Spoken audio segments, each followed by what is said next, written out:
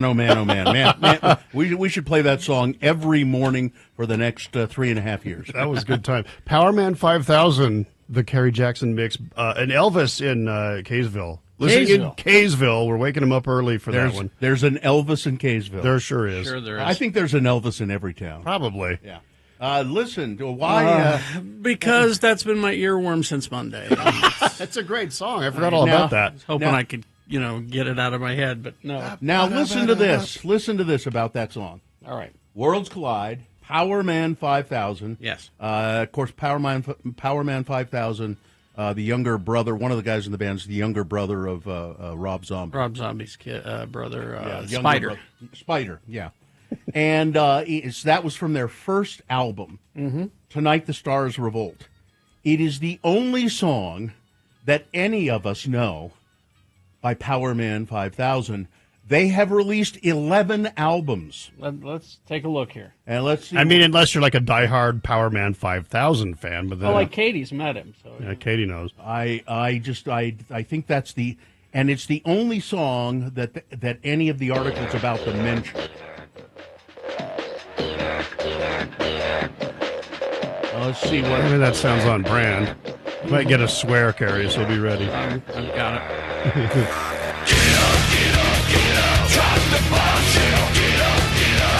Katie can name that too. Yeah, she's in there singing along.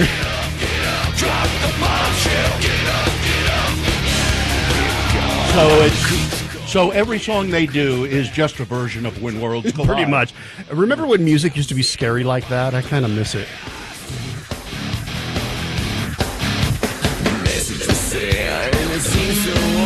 Yeah. It's When Worlds Collide. It's now made of plastic wire. Try another one. Right. Do they have a ballad of any kind? I'm sure they do, Bill.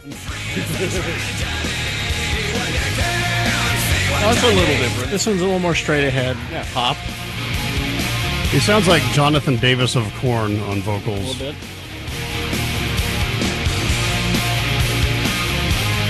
Yeah, that one's pretty straight ahead. That's Free. Yeah.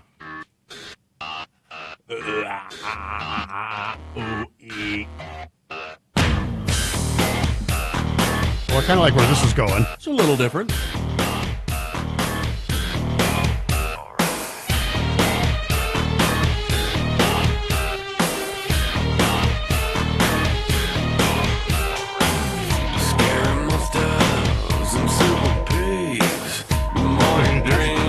It's okay.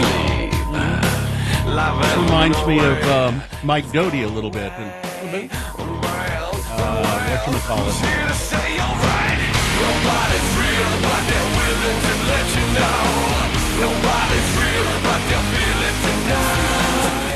They just never have broken through, other than that World Collide song. I mean, in their universe, they're a thing. Mm-hmm. And I guess I'm sure they still tour.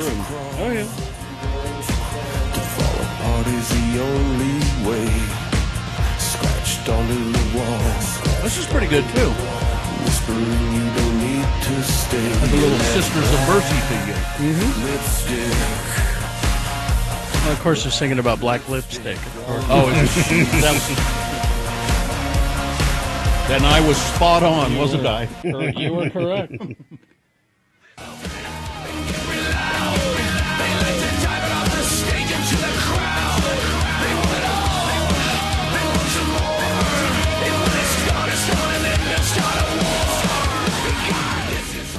Carrie, I'm sorry. The Rob Zombie's brother, Spider. His full name is Spider. Spider One, yes. Spider One. Man. Let's go. There's something to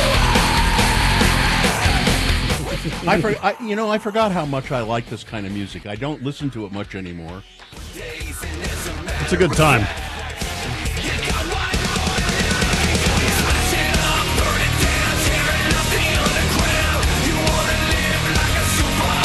Oh, I like this one. What's this one called? Supervillain. It's a course, those zombie boys. They're all about the horror and sci-fi and comic books. So When Worlds Collide, of course, is the name of a 1951 horror movie, or not horror, but science fiction movie called When Worlds Collide, based on a novel written in 1933 called When Worlds Collide. And, of course, Rob Zombie, his first band, White Zombie, they just lifted that title from a horror movie as well. Yeah. Somebody on the text message 33986 said they have a song about David Bowie, but I'm pretty sure you can't play it on the radio. Probably some naughty words in there. It's called Tonight the Stars Revolt. From the album? Let's see. No, he said they had some indie releases before Tonight the Stars Revolt, and they've got a song about David Bowie. None of my warning bad words warnings are coming up on any of these. Well, it's because when these guys use a bad word in a song, it's just and that's like a swear word somewhere. Got to check this one out. This is not bad.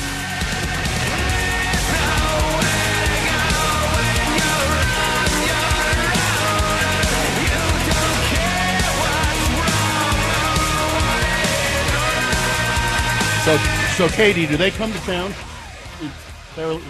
from time to time? Yeah, I believe they tour respectively, and I bet they probably sell tickets. I mean, it's probably I'm sure they do great. A well-received thing. And in 30 years, you'll be in the grocery store and you'll hear that last song that Carrie played. Yes. Well, there you go. You'll eat Olive Halls. Standing in front of the Hot Pockets.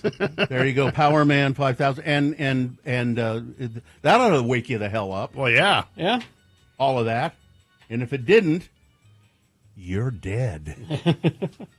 that and some Mill Creek coffee. Oh, Well, yeah. Wait, I haven't gotten mine out yet. I had my Mill Creek coffee before I came to work, but I need more coffee.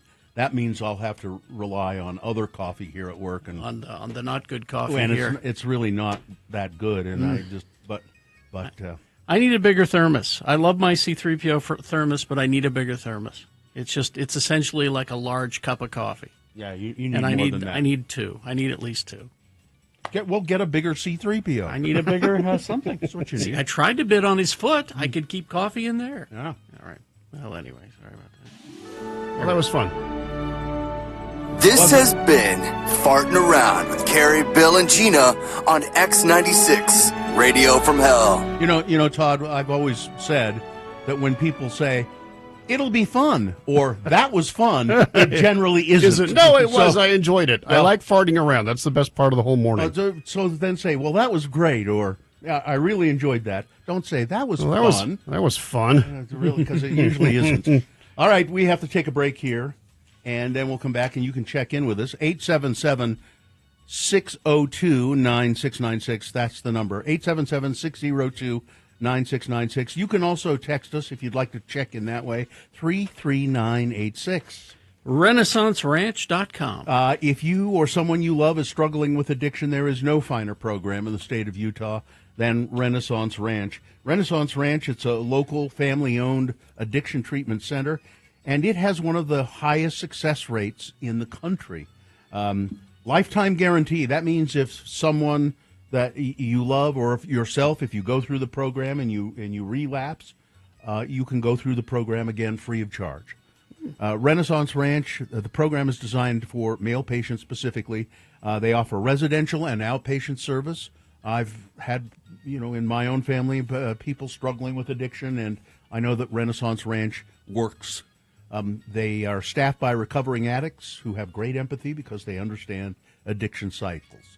Help is out there. Renaissance Ranch. Schedule a free consultation at renaissanceranch.com. That's renaissanceranch.com. They now accept most private insurance plans and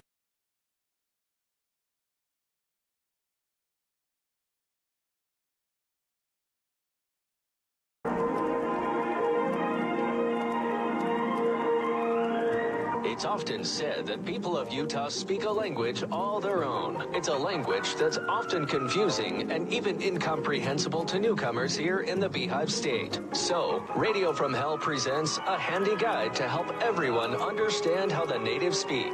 It's the Utah word of the day, and today's word is... Florida. Florida, Florida.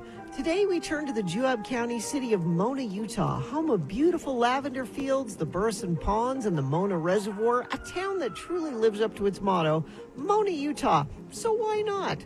Let's listen in as the mayor of Mona, Don Criddle, is putting the finishing touches on the latest edition of Mona Community Notes. He's interrupted by his son, Denver Criddle. Again, the word is Florida. Now, let's see. Just to remind you, my fellow Monanites, or Monans, or Moners, oh, hell, I never know what to write. It's my own damn city. Anywho, remember, the Green Waste site will only be open on Fridays and Saturdays from 8 a.m. to dark. And it's weeds and grass only. Limbs and manure, they go out to CR Mulch out on North Highway 91. No grass there. Signed, Mayor D. Criddle. Daddy, What? Daddy, I need to ask you a question about last month's Mona City Fall Festival that we had right here in Mona City last month. Well, if you want to ask if you're in any trouble because of that unfortunate, well, let's call it accident that you was involved in the pumpkin chunkin event, the answer is no, you ain't in any trouble. I'm sure glad of that, Daddy. I didn't mean to launch my pumpkin in the direction of Aldine's cat. I didn't even see him. Well, it turns out Fuzzy is just fine. The pumpkin just grazed him. And Aldine says Fuzzy has always walked kind of funny anyhow. Well, that's not my question, though, Daddy. Well, if you want to ask me why you didn't win a prize in the something pumpkin cooking contest, I don't know the answer. I wasn't one of the judges, and it would be unethical of me to get involved. Well, I thought my pumpkin puree, American cheese, and bacon surprise casserole should have won something. But that ain't my question either, Daddy. Well, what is it, son? I got to finish up this here newsletter. It was them dancers that performed from the Relieve Studio Dance Group. Oh, no, son, I think it's pronounced releve. Releve. I think it's a Jewish word for a kind of dance thing they do. Okay, well, whatever. I just wanted to know, what is the name of that cute girl that was like the leader of them dancers? I mean, she was real cute, Daddy. Well, Denver, yes, she is a cute one, and I happen to know her name. She's Elba and Moss Jensen's kid. Her name is Flora. Flora. Mm-hmm. Flora. My, what a pretty name, Flora. You know what, Daddy? I'm going to ask her to go to lunch with me. I'm going to ask Flora to lunch. I'm going to do it. I'm going to take Flora to lunch. Join us again some other time as we examine how the Utah natives speak with the Utah Word of the Day.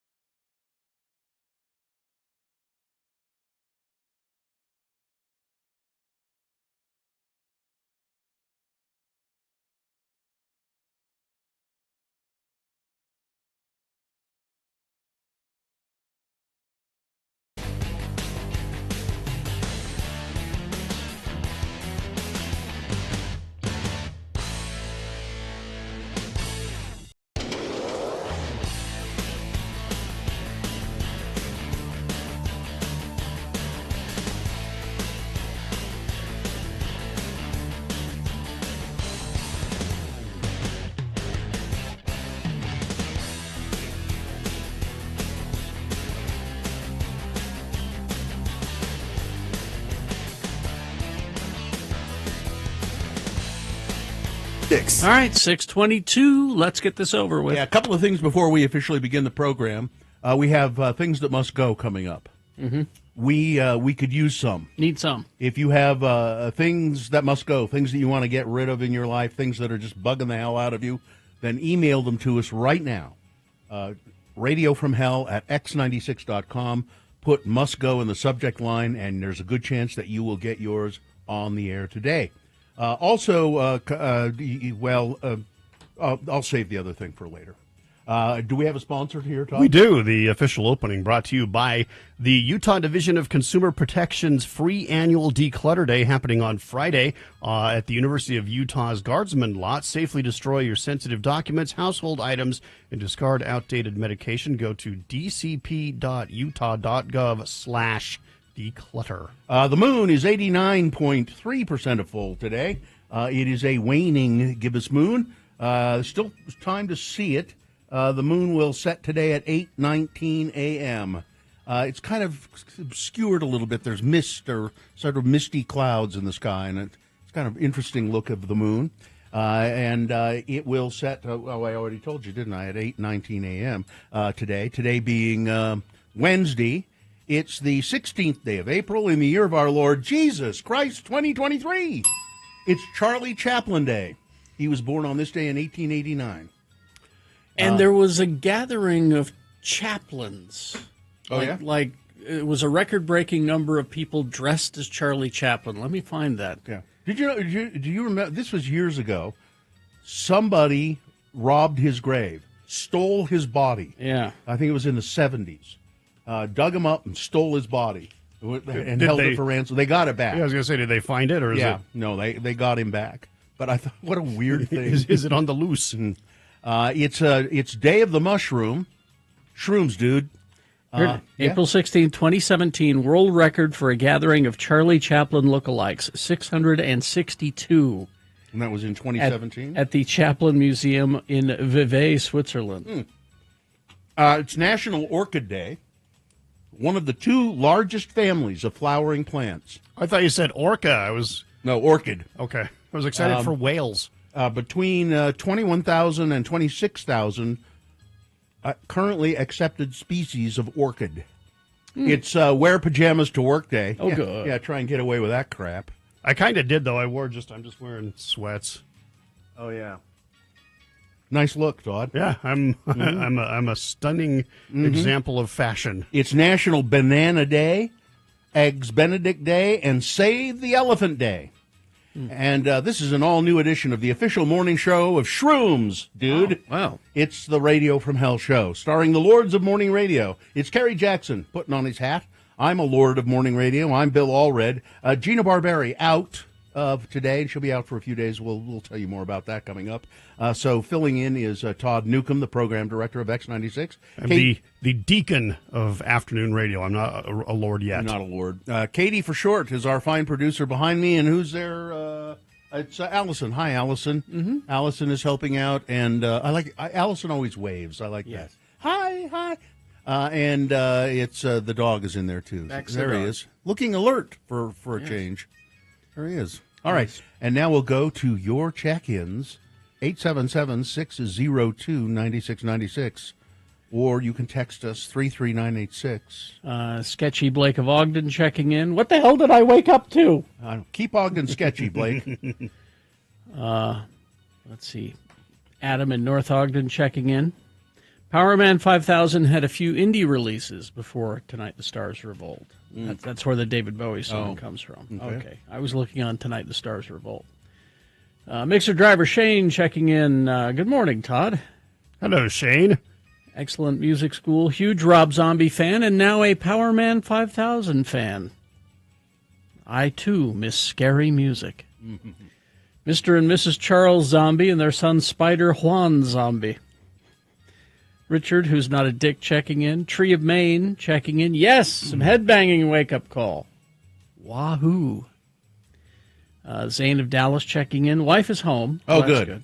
Good. I was in 9th grade when that song came out. Does Todd know the email for Must Go?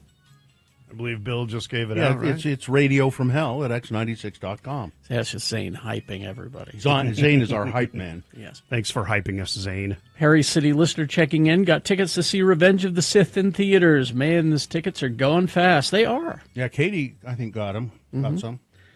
Batchman Justin checking in from Murray. Mike in Nashville checking in. When worlds collide always makes me think of George Costanza's Worlds Colliding. Relationship George versus Independent George. Okay. You remember that? Well, I do. You're killing Independent George! But I don't believe that song would make me think of that. Patrick, the friendly neighborhood middle school teacher checking in. Let's see. Ella, the nanny checking in. Waking up to the opening song brought me right back to elementary. It was on the Tony Hawk Pro Skater and Little Nicky soundtracks. Oh, okay, there you go. Chef Roy checking in. I was a big Powerman 5000 fan. Mikel Averino checking in. Hello, Todd. Well, hello, Mikel. Rye from Orem checking in. See, text to voice to text. Great farming around. Maybe that's we should call it that. Farming around. Farming around. Yeah. With Salem's own Kerry Jackson. Oh, don't get me started on the farm. Johnny B checking in, listening while spending all day caulking. I can go for a whole day of this opening music y'all played this morning. Nurse Molly checking in from Sugar House. Look, Dan up in Evanston is checking in. No? Dan of Evanston. Finally able to check in back home. Finally. No heat, but the repair person's coming by this morning. Ron from Ogden. And Billy from Ogden. Yep. Let's see. Bill, it's 2025, not 2023. What, did I say 2023? If you did, I didn't catch it. I may have. Mm-hmm. Mishak Averta checking in. I'll take 2023 over this any day. I'm just really tired this morning, so anything's possible. Emmett the Pool Guy. Kevin from Layton. Dominic Bonacci checking in from Clearfield. Hey, Dom. Who knew that having custody paperwork served could be so difficult? Well, I did. Yeah. Greetings from the Grand Cayman Islands. I always listen on the app when I travel. Little vacation there. Moni from T-ville. Dawson checking in. Tristan from the most west of Jordans. Quick, Todd, Cena or Rhodes? I don't know what they're asking, but Rhodes. Oh, okay. Be John Cena or is it Randy Rhodes? Somebody Rhodes. I don't know. WrestleMania this weekend. I see. Joseph and Leighton checking in. Anyone else feel like it's a Monday? Bill right now. I do. All right. Well, let's begin. Traffic, please, Todd. Traffic brought to you by Stubbs. No, never mind. We'll do that next hour. Let's see what's going on. It's early, so not a lot of activity. I really am seeing absolutely no slowdowns anywhere yet. You know, every morning when I drive to work, I'm aware there are unhoused people, homeless people, at certain places along my route, and I'm always scared to death that I'm going to hit one of them with my car, and I almost got two this morning. Oh, really? Crossing in the middle of the street, in the middle of the block. Yep, against the light. No, yeah, I mean right in the middle of the block. Yeah. They were just and wearing dark clothing. Yeah, and it was two people, and I'm fortunately I really alert myself to that every morning. But please, if you are, there are so few cars out on the road. Yeah, you could wait a second. Yeah, you know, I don't mind you jaywalking. I don't mind you crossing in the middle of the block. Just you could see me coming. My lights were on. Yeah. God.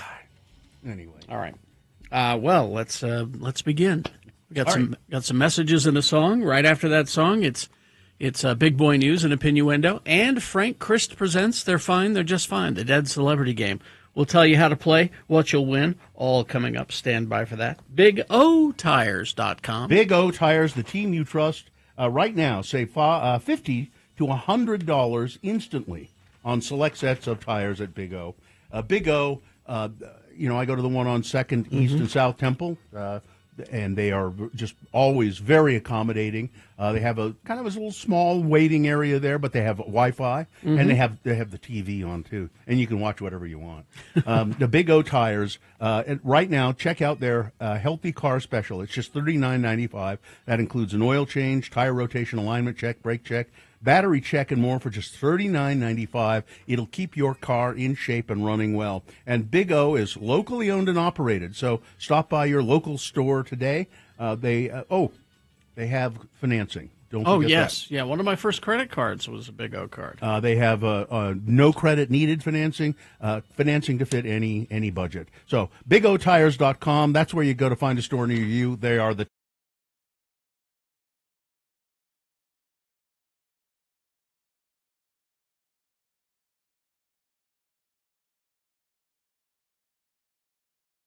All Go to right. check-ins. Let me phone interface here, and our first check-in is Arty. Arty, good morning. How are you? I'm Arty Fluffkin. I smell like lots of sweat. What? Sometimes I smell like cat urine. Oh, there we go. Arty Arty Fluffkin. Arty Wait a Fluffkin. minute. Hey, Check. Our old friend how Arty are ya? Fluffkin. Carrie and Bill and Gina. I listen to you guys every morning. I'm a big time fan. I'm actually First frankly, time- I'm kind of nervous talking to you. I'm speechless. Are you a long-time you guys listener? Go ahead. Oh, a long-time listener, first-time caller. I'm my kid's dad. Blow me up, Tom. Mega dittos. Holy crap! Am I really talking to you guys? Let me pinch myself. See, you are Ow! Arty. Damn it! You are anything not but a dream. you are anything but speechless. Ever. I'm nervous as all get out. I'll just be honest with you, especially. Yeah. Yeah, you're fine. Especially No, what? no, Especially I'm not. what? I'm on the radio, especially with a lot of people listening. What if I mess up or say something stupid? Well, I guess that's well, That's sort of your like stock you, and trade. yeah. Arty, you know what will happen if you do that because it's I happened know. before. Let's don't go there. Okay. Damn it. What? Don't go there. So, What's new, Arty? What's going on? haven't with heard you? from you in a long time. How are you? Oh, well, let's see. I hoard cats. That's a Yes. problem. Mm-hmm. No, I love cats, and I live in a place where there's a park in back, and people dump their unwanted cats. And for some reason, I guess cats communicate with each other. It's like, hey, check this guy's place out. He, not only does he give out fresh food, wet and dry, but there's water there and there's loving. Oh, the word on the street is Arty's yard is the place to be. Yeah. Arty Oh, is yeah. a crazy cat lady. He is. Yeah. Oh, yeah, and they live underneath my bed. I have over 40, and you know what? What? You know what I like to do? Uh-huh. Have you ever just loved a good cry? Just for no reason, whether Yeah. you're happy or sad. Sure. Just a good cry. Yeah. Okay, so I crawl underneath my bed Uh-huh. just for a good cry, and then I wipe away the tears with one cat at a time. Once one gets soggy, Yeah. I grab another one. They're all terrified, but you know what? They have no other choice. Uh-huh. Because where else would they go? I don't know. Arty, now I'm assuming you don't. From all of this, I'm assuming you don't have a girlfriend. Yeah, it's true. Why he's crying, We Bill? won't. Come Oh, I on. see. We won't talk. Thanks for bringing that up. I'm sorry. I just. I'm Arty Fluffkin. You I s- smell like lots of sweat. You sound happy and Arty, healthy. it's nice to hear you again. Well, I don't know. I mean, I got up about an hour and a half ago, and I've just I sat on the Yes. I sat on the edge of my bed, just anticipating this moment. I was just like, okay, I'm going to just do a good job. I'm going to knock it out of the park. I'm going to be on the radio. Arty Fluffkin, just settle down. You're going to be on the radio. You're going to be fine. And then a cat jumps. Oh, you know what? What? I had to actually lock all of my cats out of the room because, You can I make want this to make important. sure that I do this. Because this phone call is that important that the cats had to be out of the room. Oh, no.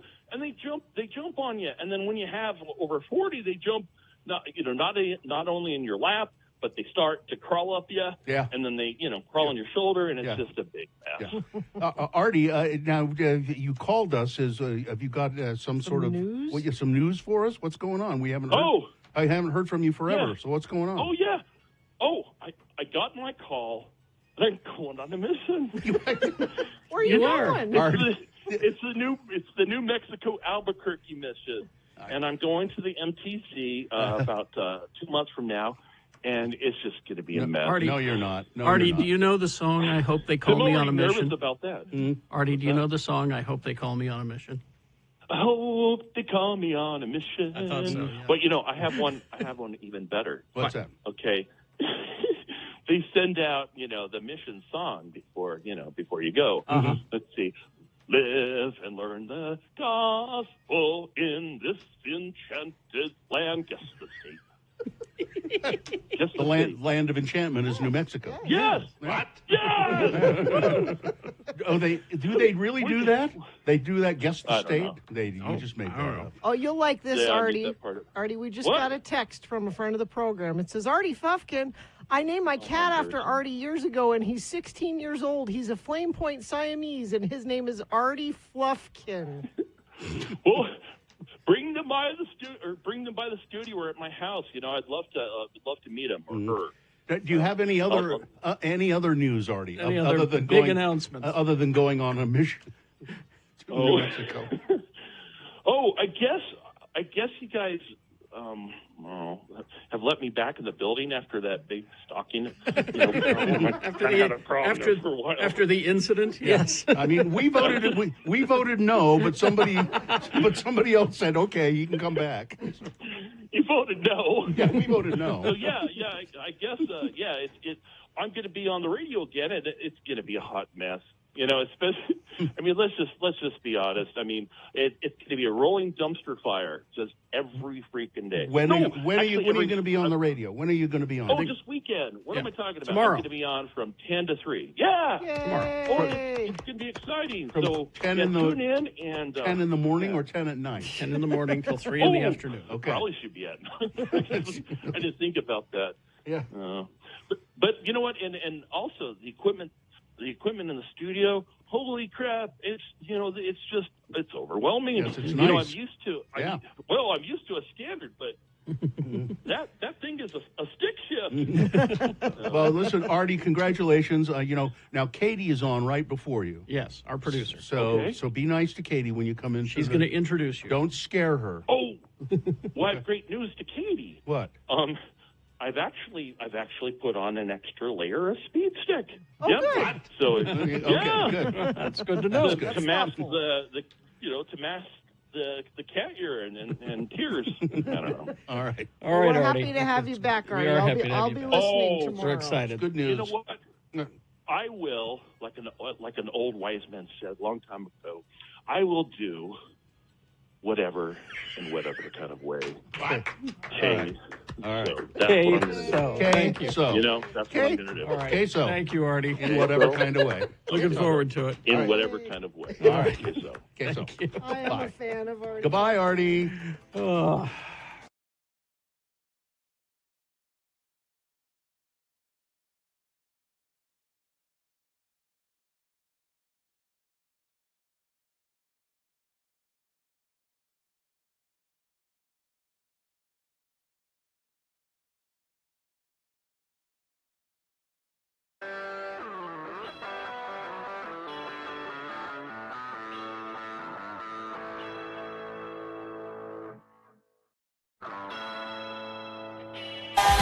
Because on this day in 1984, Duran Duran released The Reflex, the third single from their third studio album, Seven and the Ragged Tiger, produced by Nile Rodgers.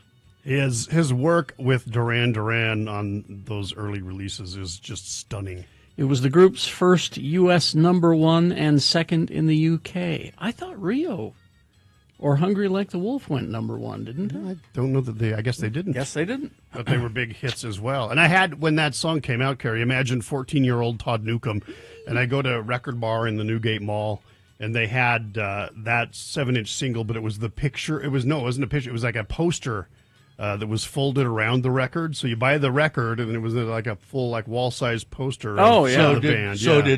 did that little girl Todd Newcomb put Yes. the poster up in her bedroom? She did, and not only that, as I took, because I wanted to look like Simon Le Bon, like the man was, I remember. he was amazing, and so I took that poster to my hairstylist and says, "Can you make my hair look like that?" Yes. And Do no, this. When I remember first meeting you, it was the flock of seagulls look. Not different. I mean, there was, I guess, basically kind of the same, hairstyle, but yeah. And I still have the 7-inch single. I don't, because the poster did go on my wall, so I don't know if that still exists. That was back when you had hair. Yeah, a little bit, All right. Okay, let's see. It's time for some big boy news and opinioendo. And right after that, it's Frank Crist Presents They're Fine, They're Just Fine, the Dead Celebrity Game. We will give you a list of 4 celebrity names. 3 of those celebrities are just fine. One of them is dead. If you pick the dead one correctly, you will win. We have tickets. We have passes for Lagoon. They're now open on weekends, so get ready to win those. There you go. Lagoon passes. All you got to do is play Frank Crist Presents at 877-602-9696. Line up when you feel the need, but the sooner the better, of course, to play Frank Crist Presents for those Lagoon passes. 877-602-9696. News now brought to you by... It's brought to you by everyone at Jerry Seiner Cadillac. They're celebrating their new location with an incredible buying experience for your dream car. Come in today and experience the Seiner difference. He was one of a kind. He was an original. He will be missed. A precious, precious celebrity. Wink Martindale has died. The genial host of such hit game shows as Gambit and Tic-Tac-Doe, who also did one of the first recorded television interviews with a young Elvis Presley. He died at the age of 91. Martindale died in Eisenhower Health in Rancho Mirage, California, according to his publicist, Brian Mays. He had been battling lymphoma for about a year. He was doing pretty well up until a couple of weeks ago, Mays said, but then he quickly declined. Gambit debuted on the same day, September 1972, as The Price is Right with Bob Barker. And The Joker's Wild with Jack Berry. Oh, this is Wink Martindale's hit song or hit record called, what is it called? A sergeant commanded the boys in church, and after the chaplain had read the prayer, the text was taken up next. Those of the boys who had a prayer book... This is called Deck of Cards. Deck of Cards. But the one that I have... That's a big The one that I have is called Now I Have the Time. The sergeant saw and it's hilarious, unintentionally. But I can't find it on the lists here. Do I have a version of this in my past from like Tex Ritter? Is that what I'm? Maybe. I don't know. Those old outlaw country guys did it Who wrote too. Deck of Cards? That would tell us. Well, you have a machine in front of you. You could look it up. I will give him a majestic form and graceful poetic hands with which to express himself. This is such corny stuff. I will make his voice of He got his crushed nickname, velvet. Wink, from a childhood friend. He was born Winston Conrad Martindale in Jackson, Tennessee. He loved radio, and he was a DJ for quite a long time. I imagine that Johnny Ola, our professional game show announcer, who will be coming in to play Beat Todd. Yeah. I imagine he has some fond memories of Wink No, Martindale. he doesn't. He doesn't? I talked to him. No, he disliked Wink Martindale really? intensely. Yeah, because Wink was a huge success. Johnny O is not. Oh, well. All right. So there was a version that Tex Ritter did, but I'm trying to find the origins of it, and it's sending me all over the place. It's kind of this tale that's been. All right, moving on. 3 people were arrested in connection with a fatal shooting of 2 men in downtown Salt Lake City early Tuesday morning. Did you hear what this was all about? No. Sex workers. Oh, really? None of the people arrested, 3 people were arrested, none of them actually pulled the trigger. Salt Lake City police say they were called to the Comfort Inn, 171 West, 500 South. Around 12:30 in the morning, there was reports of a shooting, and they heard some gunshots. The victim died at the scene. The victims, both were men. Their identities have not yet been released. One person of interest was initially detained by officers at the scene. In an update Tuesday night, SLCPD announced that they had arrested 3 suspects, 40-year-old Tiffany Papich, 38-year-old Kendra Mitchell, and 56-year-old Kevin Thrower. Mitchell told police that she was a sex worker and had been contacted by the person renting the hotel room. An argument over payment occurred, and Ms. Mitchell contacted Papich and had her send 2 men to the location for security and protection. Okay.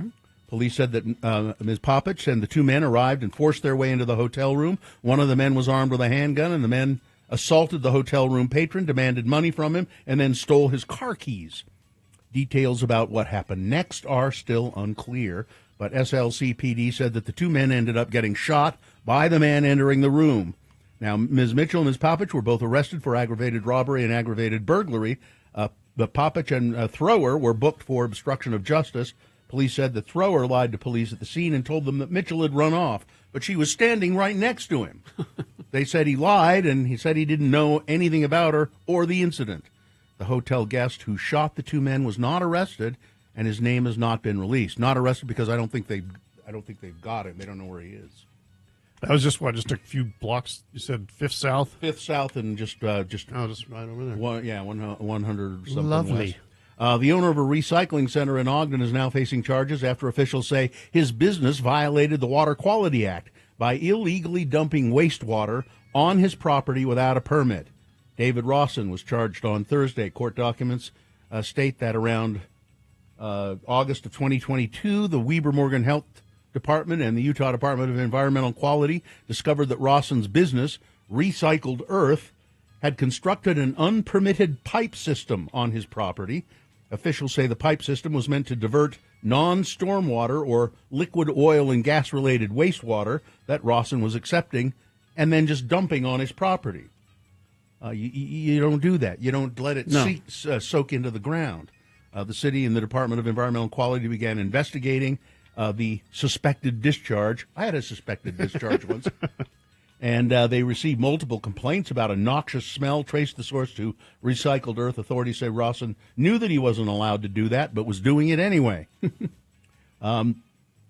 Despite a court order, again, the Trump White House defying court orders, a reporter and photographer from the Associated Press were prevented from the Oval Office news conference on Monday when President Trump and his counterpart from El Salvador were meeting. Last week's federal court decision forbidding the Trump administration from punishing the AP for refusing to rename the Gulf of Mexico. Yeah. They refused. They say in our news reporting, it's the Gulf of Mexico, not the Gulf of America. And so the Trump people have said, well, then you can't come in. And the court said, no, you've got to allow them in. And they're just defying the court. Because you're discriminating against one source. Yeah. So what the Trump administration then did was ban all wire services. A top advisor of Defense Secretary Pete Hegseth was escorted from the Pentagon as part of an investigation into an unauthorized disclosure of sensitive information. Yep. Dan Caldwell, who was identified as part of the ongoing leak investigation, was placed on administrative leave, the official said, speaking on condition of anonymity. Since arriving at the Pentagon with Mr. Hegseth in January, Mr. Caldwell has accompanied the defense secretary to some of his meeting with key foreign leaders. In a signal text chain first disclosed by The Atlantic last month, Mr. Caldwell was listed as Mr. Hegseth's representative to the White House as it prepared to launch strikes in Yemen. He also advised Hegseth on other key matters related to U.S. military operations. The investigation into Mr. Caldwell and his removal from the Pentagon was reported earlier by Reuters. Who will soon be banned from... Yeah, more than a wire service. Yeah. More than 20,000 IRS employees have accepted Trump administration resignation offer. An employee here whose spouse works for IRS in a fairly high position is one of those 20,000.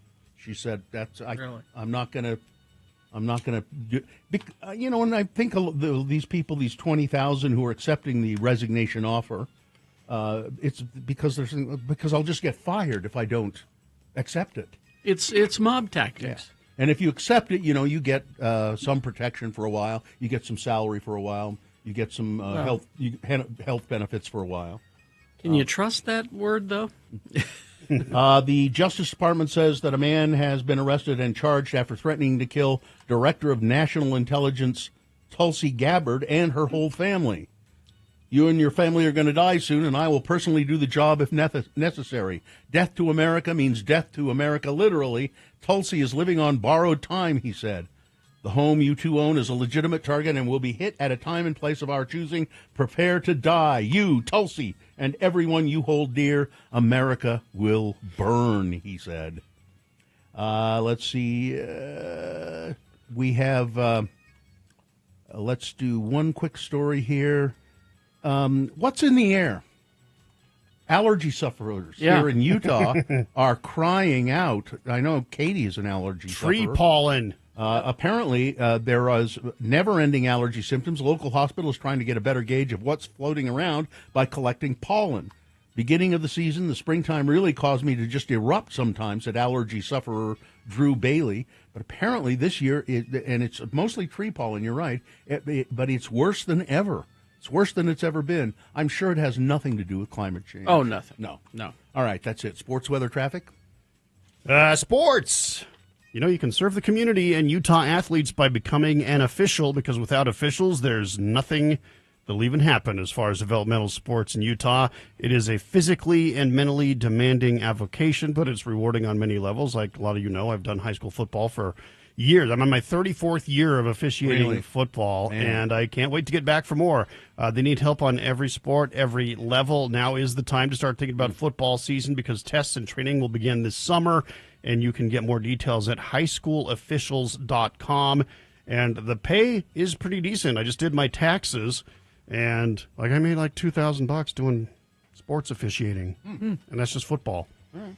So highschoolofficials.com is where you want to sign up. Taking a look at traffic, you've got your typical slowdowns coming into the valley. Slow on northbound I-15 through the Sandy area. Same thing coming in from Farmington and Davis County. Other than that, your basic commute happening so far. Weather. And weather. Spotty sprinkles today. Not a lot. Maybe 20% chance, and highs in the 70s. A little cooler tomorrow, and probably a little more rainy tomorrow as well. Oh, Frank. It's cooled down immediately. Frank, do you suffer from allergies at all? I wish I did. I don't have any internal organs. Those mucous membranes are gone. I remember my mucous membranes. Frank Crist has joined us. He is the Grim Reaper of celebrities specifically. He reaps the souls of celebrities, and that is very difficult for him to do. And tell the people why you hate doing it, Frank. Because I love our precious celebrities. Everything they say and do is right. We all want to be just like them. I always wanted to be just like Wink Martindale. Oh, yes. Oh, was he pleasant when you went and picked up his essence? I went to see him, and I tapped him on the shoulder. I said, well, now you have the time. Let's go. All right. Frank joins us every weekday morning to play a game we call Crist Presents. They're fine. They're just fine. He's given me a list of actors, and 3 of the actors on this list are just fine. But one of them Frank has taken away. And if the contestant can identify the dead celebrity on this list, the contestant will win Lagoon Passes, right? Passes. All right. Who do we have? Looks like Amber is here. Amber, good morning. How are you? I'm fine. I'm just fine. That's good to hear, Amber. Now, Amber, Frank has given me a list of actors. Because this is Save the Elephant Day, these are actors in movies with elephants. And one of them is dead. You identify the dead celebrity, you'll get Lagoon Passes. Are you ready to go? I am ready. All right, here we go. Number 1, Thomas Hayden Church. He became known for Wings, playing the lead for 2 seasons in Ned and Stacy as well. He was an Academy Award-nominated actor for Sideways. He was Sandman in Spider-Man 3 and Spider-Man No Way Home, as well as his starring roles in Over the Hedge, Smart People, and Easy A. Mr. Hayden Church was in George of the Jungle, featuring an elephant character. Number 1, Thomas Hayden Church. Number 2 on this list of 4 is Jaimin Hansu. He made his film debut in Without You, I'm Nothing, then went on to Amistad.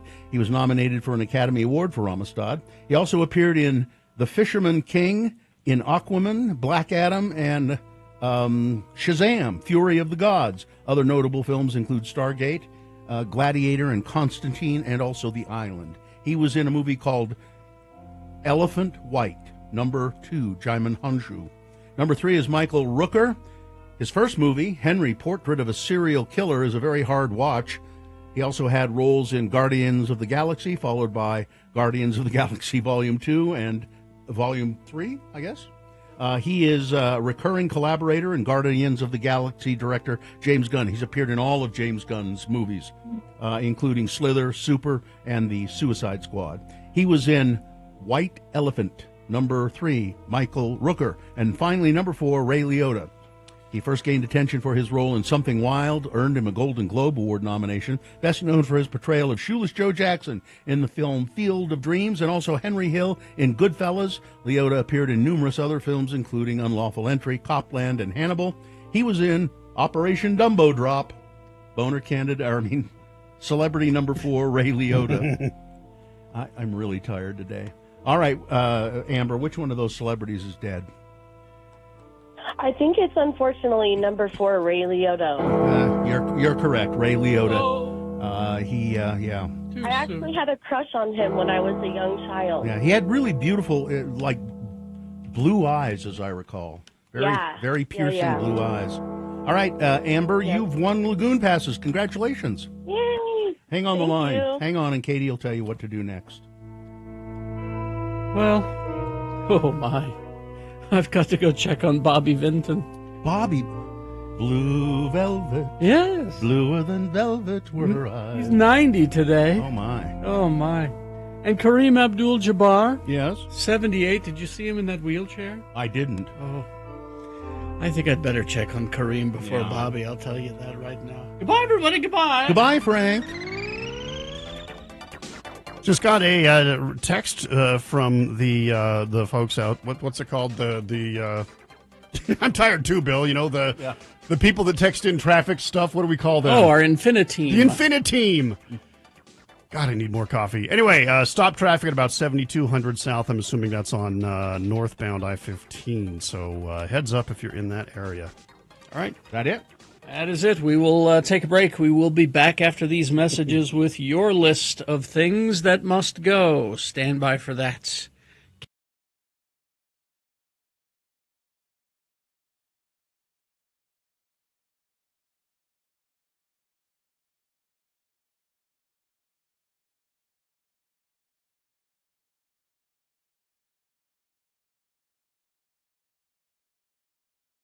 Desk. Is an inquiry. Would this be a morsel of murder? Yes. Okay. And now a morsel of murder with Gina Barberi. Radio from Hell on X96. So we had a friend of the program from Arizona call and was asking about this trial for Karen Reed. And I had read about it. It is in Massachusetts. I'd read about it, and I had made some assumptions about it. But I promised our friend of the program I would do a deeper dive. Here we go. All right. With its bombshell revelations and myriad twists, the Karen Reed murder trial has been a wild ride for anyone keeping tabs on the sensational Boston area case. Reed, 44, is accused of backing her Lexus SUV into her boyfriend, Boston police officer John O'Keefe, in the early morning hours of January 29th, 2022, while intoxicated and leaving him to die in the snow, prosecutors allege. Reed and her lawyers claim something else happened at the house party where she dropped O'Keefe off that night. O'Keefe was allegedly beaten up by someone there with whom he had a long-standing dispute. Reed's defense argues she's the victim of a massive cover-up among local and state law enforcement community. So, for months, diehard supporters on both sides have gathered each day. This has been a huge trial, apparently, picking sides there. So, O'Keefe's injuries were consistent with being hit by a car. Especially his two weren't consistent with being hit by a car. Okay. He had 2 black eyes and deep claw-like marks found on his right arm, her lawyers allege. Now, when she was arrested, she was heard saying, "Did I hit him? Did I hit him?" So that's why people were thinking, and I was thinking, that she backed over him and killed him. But they're saying that his injuries not consistent with being run over by police. Attorneys believe that O'Keefe may have been attacked by a dog at the home of retired Boston police officer Brian Albert, who hosted the gathering that night. Further fueling the theory that of a police cover-up, Reed's lawyers claim there's a series of alleged butt dials between people who were at the party. Butt dials but there were texts that Connected said with Butt texts? that said things like, "Tell them the guy never went into the house," and also Google searches for things like, "How long does it take somebody to die when they're out in the cold?" Well, Now, who was making those searches? The police officers Oh. that were inside this house party. I see. How long does it take at 2 a.m.? Mm-hmm. They're texting or they're Googling, how long does it take? Well, that's not suspicious at all. So- If they were probably playing a trivia game of some sort. Yeah, so it's. So our caller was correct. I think there is They're some probably not shenanigans here. They're probably not going to be able to convict her of a crime. If there are text messages saying, "We'll say he was never here," and how long does it take Mm-hmm. somebody to die in the cold? That's Why haven't they thrown the case out? Well, Can't they do that? I mean, Can't they're in the middle of the trial. Yeah, These can't are they? the- Can't they just say, you know what, ladies and gentlemen of the jury, we're going to stop here. I don't know. I don't know. I don't think you can. It's a circus. I'll keep Murder Desk will keep following this. I was only briefly paying attention to it, but now I will pay closer attention. it has your full attention. But would you agree with the caller that it looks as though Shenanigans? they're probably not going to be able to convict her? Well, probably not. I mean, those text messages are super suspicious. Murder?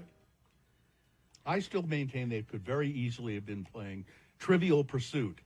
And one of the the cop version of Trivial Pursuit. Mm-hmm. And one of the questions, how long does it take a person? See, now in the you're cold? thinking like a defense lawyer, Bill. That's. Look, we were having we had a bet going. Mm-hmm. I bet it takes when there's a guy dying in your driveway. Yeah, Google it and see. He'll be fine for another 10 minutes. No, I'm telling you. It's murder, he says. So yeah, feel free to alert me to stories I might not be covering. You can email them to me, Gina@x96.com. All right. Thank you very much.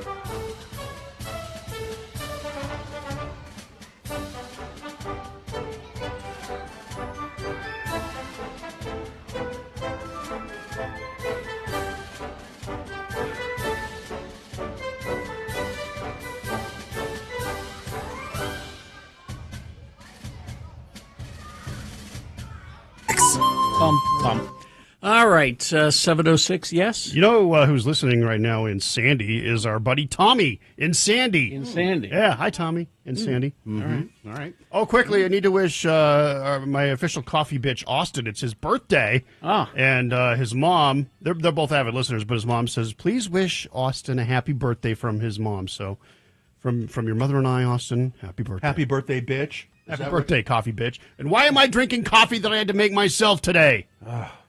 He always brings coffee to my remotes when I'm out broadcasting live. Oh. And for like more than 10 years, he's been doing this. He brought me some a while ago. He's the best. Yeah.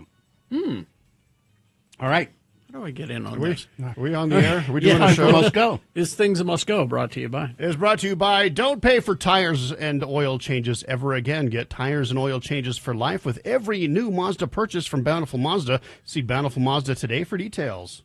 Things that must go on the radio.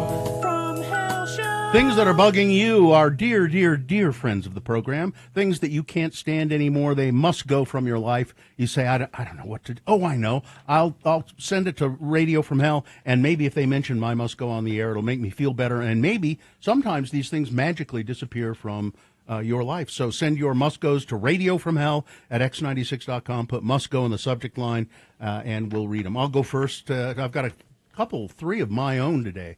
That are just bugging me. Have you noticed this, or is it just me? When you're at a green light, or when you're at an amber light or a red light, just so let's say it's just gone to the amber light, and you go through. That's okay. You can go through the intersection. Mm-hmm. But people are now, when it goes to the red light, they're still deciding, I got about 2 seconds before the traffic starts to move in the other way, and they go through the red light. It's dangerous when crossing West Temple. That pisses me off. Because I park across the street, and I just have to wait for all the red light runners every time, because I'm going to get splattered. Now, this one also, I had to make some coffee here today, and I didn't have my mug with me, and so I wanted to get a cup from the stash of cups here. Mm-hmm. I have paper cups. Paper here. I've got it right here.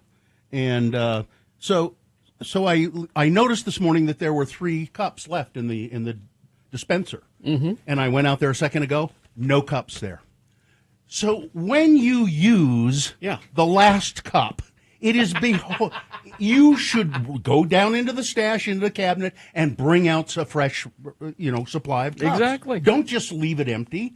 Turd. And if I find out which one of the turds in this building did that this morning, I'm going to give them a piece of my mind. And also, what must go is the lids for the coffee, these paper cups. They don't fit. Oh, they don't. I know. They're the wrong size. Yeah. When I took the last cup yesterday, sorry. Hey, all of that must go. This one says, my name is Katie, and here's what's bugging me lately. I can't really read the first one, Katie, other than to say I also hate it when people on the radio put the wrong emphasis on the wrong word. Put emphasis on the wrong word. The emphasis on the wrong syllable. Yeah. Also, she said the signal for the station going out between Santaquin and Nephi. I drive to Richfield twice a week and would love to listen to the whole drive instead of fumbling with my phone. Thanks for letting me listen. Katie, this one says, people in person who complained about the toilet seat being too high, stay out of the disabled stall. It's bad enough that we must travel to the end of a long row of stalls to get to the disabled stall, only to find that it's occupied. We either must stand there waiting or use one that's too tight and has a toilet seat that's too low. We can't get up, and usually it's the only disabled one. I had not noticed that the toilet in the disabled stall was higher than the other ones. I didn't know. I don't use it. I guess it is. I use it occasionally, but. And then this one says, vertigo must go. I've had it for 8 years. I'm sorry, Gina, that you're having a bad time. Take care. Cindy of Sunset, Gina does not have vertigo. No. We'll tell you more about what's... We'll be checking in with Gina. We'll tell you more about it coming up.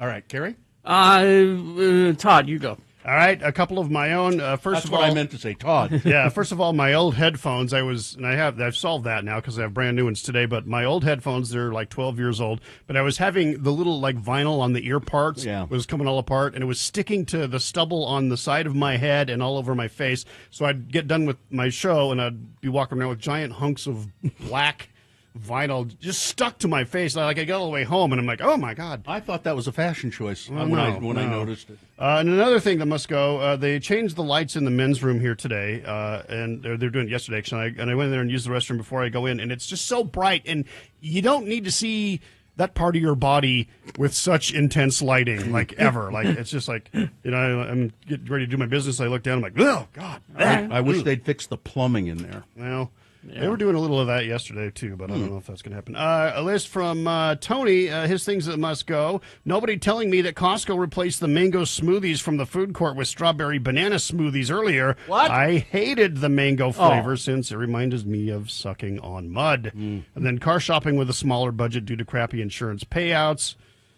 All right. Then Amelia says the section of I-80 between 7th East on-ramp and 13th East off-ramp, UDOT did a great job adding additional lanes, but on that stretch of road every day, dumb people driving around cannot figure out that A, the two on-ramps merge into one, and B, people who want to get off on 13th East stay in the far left lane and need to let merging people onto the freeway occasionally get bumper-to-bumper traffic, can't get over.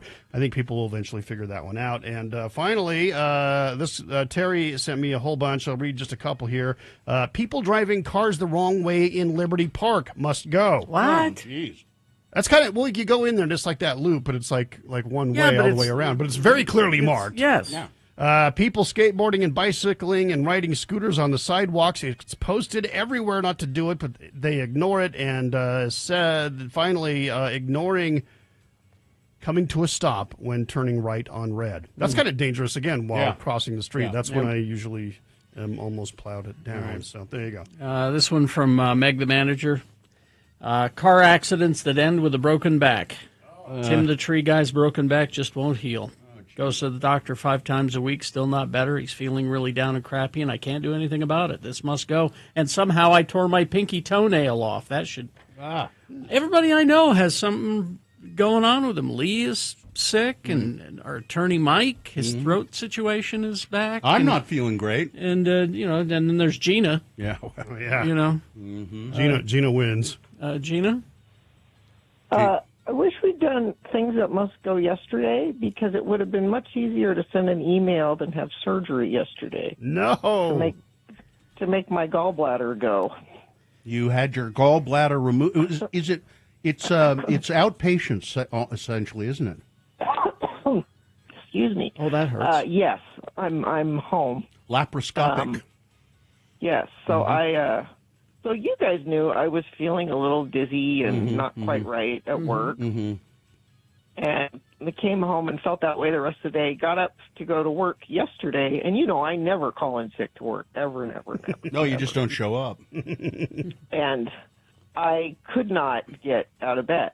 I felt like the alien was going to burst out of my chest. That's how painful it was. Now, there was you had some fear that you were having a heart problem, right? Well, because it was chest pain. Yeah. They tell you with chest pain, if you have shortness of breath and chest pain, because your gallbladder's up there, at the top of your chest. Oh, I didn't know that. Yeah, it's up top there. I thought it was down there somewhere. No, it's up there. I'll show you my scar. Okay. But went to LDS Hospital. I'm sorry, Church of Jesus Christ of Latter-day Saints Hospital. They're very good there. They were so nice. Yeah. Oh my gosh, everybody that worked there was just terrific. A dream. Really, really good, and diagnosed me pretty quickly. I had a gallstone in the neck of the gallbladder, which is the tiny part where the bile comes out of. And so they're like, this has to go. And you will heal up pretty quickly. Let me tell you one thing, and I don't know if they've told you this yet. You really have to, once you have your gallbladder removed, you have to give up meat. Well, they didn't say meat, and they didn't say forever, but I'm very sad that I'm not supposed to have French fries for a while. They said you will be able to go back to French fries. Well, we're out of time, so we're gonna end this, but we're gonna talk to you again here in about a half an hour. All right. As part of the X poll, if that's okay. Oh, okay. All right. Sure. There we go. Not doing anything. Things that must go on the radio. From Hell Show. We do the damn contest or traffic? We'll do the traffic and then the contest. Okay. Traffic, we're seeing your usual slowdowns, taking just a quick peek. Everything moving into downtown from all directions is experiencing its typical slowdowns, especially kind of nasty on northbound I-15 through the Sandy area. Not a lot of big crashes, just your basic congestion. All right. Boner candidates coming up. Here they are, the ones you'll be voting for. Well, this'll make her love me. Boner candidate number 2. When you look up the word scum in the dictionary, you're going to see his picture. And boner candidate number 3. We don't feel like we're at home in our home. All right. It's Boner of the Day, Big Boy News, all coming up after some messages and a song.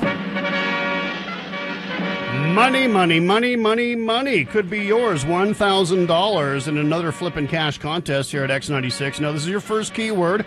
We do it at 7:15, then again at 10:15 with Arty Fluffkin. He does another one at 1:15, and then I, Todd Newcomb, will be back this afternoon at 5:15 for the final keyword. Now, each keyword is its own unique entry, so we're totally bribing you to listen all day long.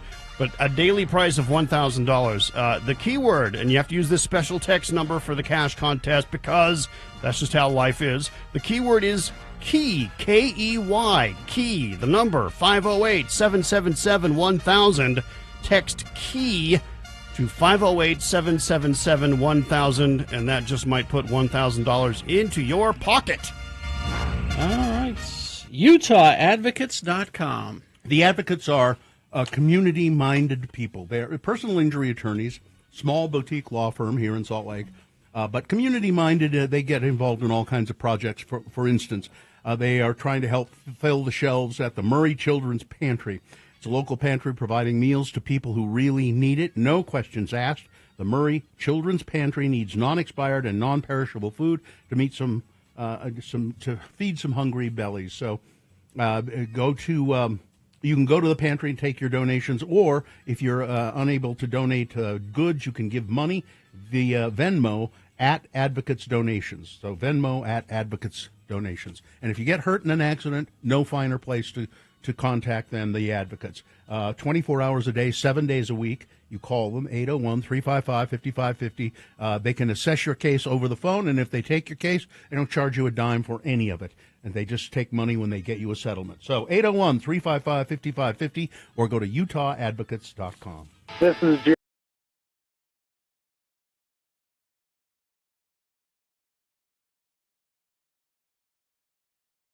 Find no fools here trying to anesthetize the way you feel. This is Beat Gina.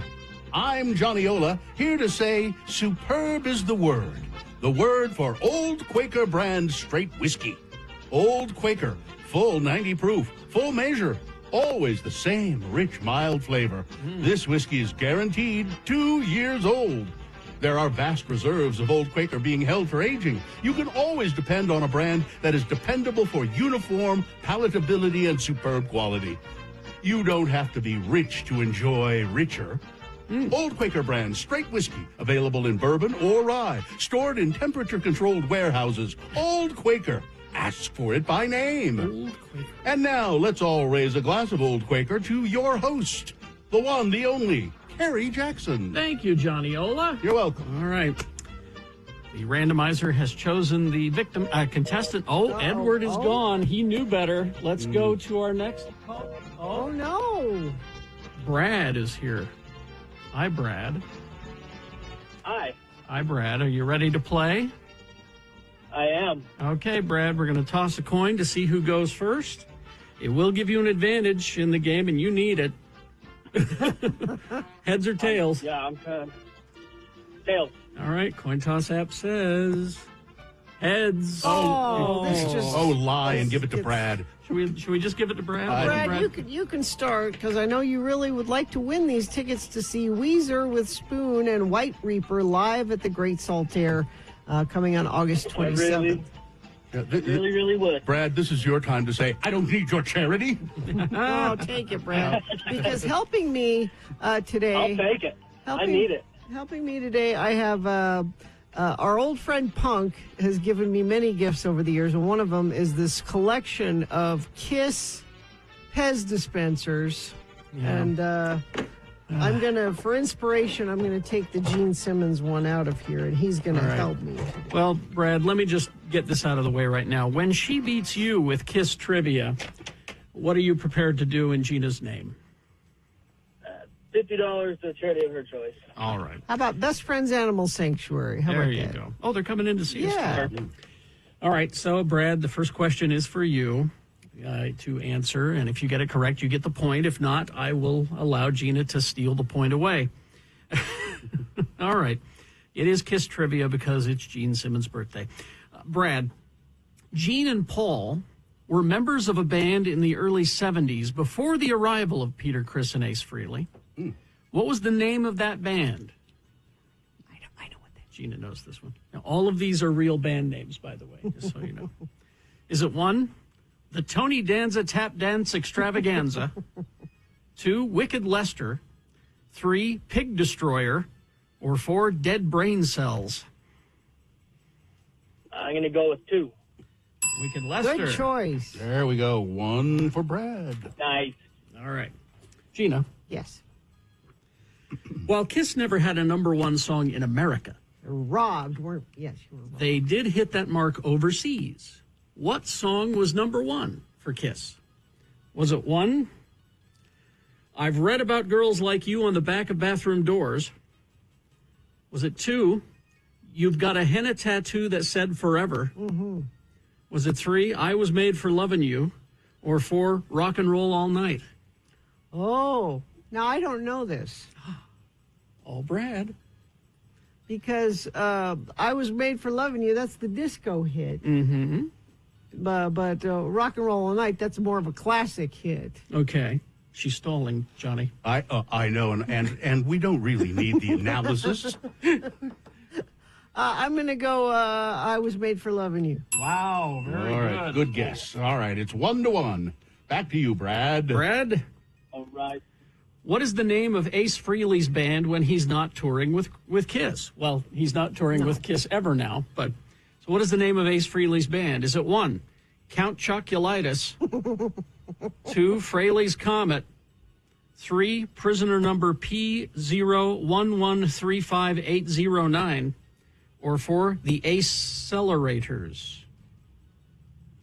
Yes, I'm going to go with number 2. Frehley's Comet. 2-1. Back to Gina. Gina. Mm-hmm. Here we go. In the late 1970s, what up-and-coming group had their initial demo tape produced and promoted by Gene Simmons? Is it 1, and these are all real bands, by the way. Is it 1, Evil Edna's Horror Toilet? 2, Penis Flytrap? 3, ZZ Top? Or 4, Van Halen? I believe it was Van Halen. That is correct. The game is tied. Brad, it's back to you. If you get this one, you win fair and square. Really? Even though we gave him an advantage. Okay. What was the name of the movie that centered around a group of kids that would do almost anything to see their heroes kiss? Was it 1, Splatterday Night Fever? Was it 2, Jim J. Bullock's Toenail Collection, the movie? 3, Detroit Rock City? Or 4, Love Gun? Oh, my gosh. I'm going to go with 3. Detroit Rock And City. you win well the done. game, Brad. You know your Kiss, apparently. Well done. Nicely done. Nicely Oh, man, that's lucky. A fine opponent you were there, and much deserved of these Weezer tickets that you're going to get. All right. Hang on the line, Brad. Awesome. Thank you. We'll tell you how to get those tickets. Hang on. I've got to go. I'm on active duty in the Kiss Army. Oh, yeah. You've been called up, Johnny? Yes.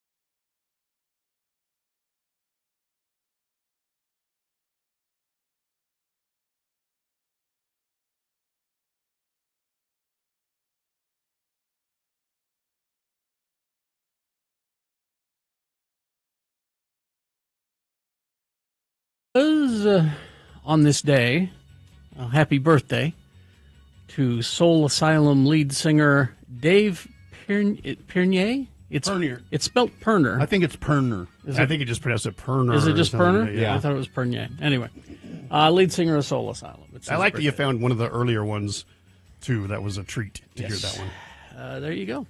Let's see. Let's begin with some. It's time for Boner of the Day.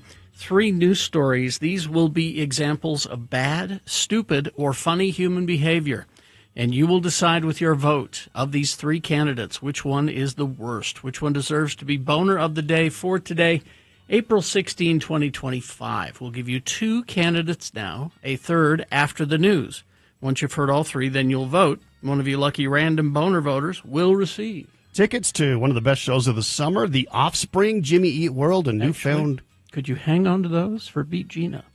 Oh, wait, and you're right. say it's a can't buy it, gotta win it, Radio from Hell Boner T-shirt. You're right. Sorry, it's a can't buy it, gotta win it, Radio from Hell Boner T-shirt. That's it. Aye. All right, here's Boner candidate number 1. This will make her love me. A Florida man was arrested last week after he reportedly shot himself outside of his workplace, according to the Cocoa Police Department. In an affidavit, police said that they were called to the FedEx warehouse after receiving reports about gunshots. Upon their arrival, they found FedEx employee identified as Alexander Lafort lying on a couch in the facility with a gunshot wound to the stomach. According to police, Lafort had been shot near his car. He reported being shot near his car in the parking lot by a man wearing a hoodie. The man, he said, fled, shot me in the stomach, and took off. Investigators said Lafort was taken to the hospital for his injury. They started searching, and they found a shell casing near Mr. Lafort's car, as well as a loaded firearm in the driver's side door. It should be noted that Mr. Lafort's vehicle had been parked in the furthest portion of the northwest parking lot, which put the vehicle out of view of any surveillance cameras. In addition, the parking lot appeared to be at only half capacity, but Mr. Lafort's vehicle was the furthest from the building's main entrance. A few days later, an officer spoke with Lafort at the hospital. He claimed that the supposed shooter tried to take his wallet.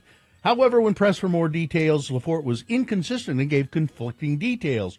Then the officer brought up another case around the same time in which Mr. Lafort was accused of stalking a coworker.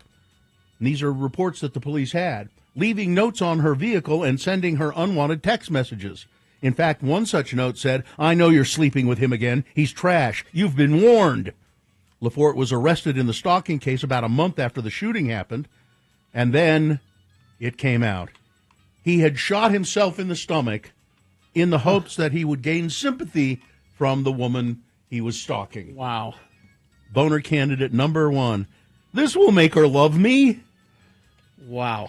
Here's Boner candidate number 2. You know, when you look up the word scum in the dictionary, right next to the definition, you'll see his picture. Mackenzie Johnson. She is a former softball player at Grambling State University in Louisiana.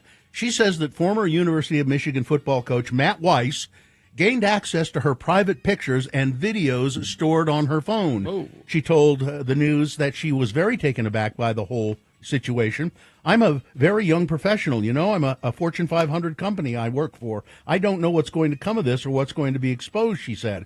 Mr. Weiss, the coach, is accused of illegally gaining access to more than 3,000 women's email, social media, and cloud storage accounts, and downloading intimate pictures and videos, many of which show victims naked and some showing them engaged in explicit sexual acts.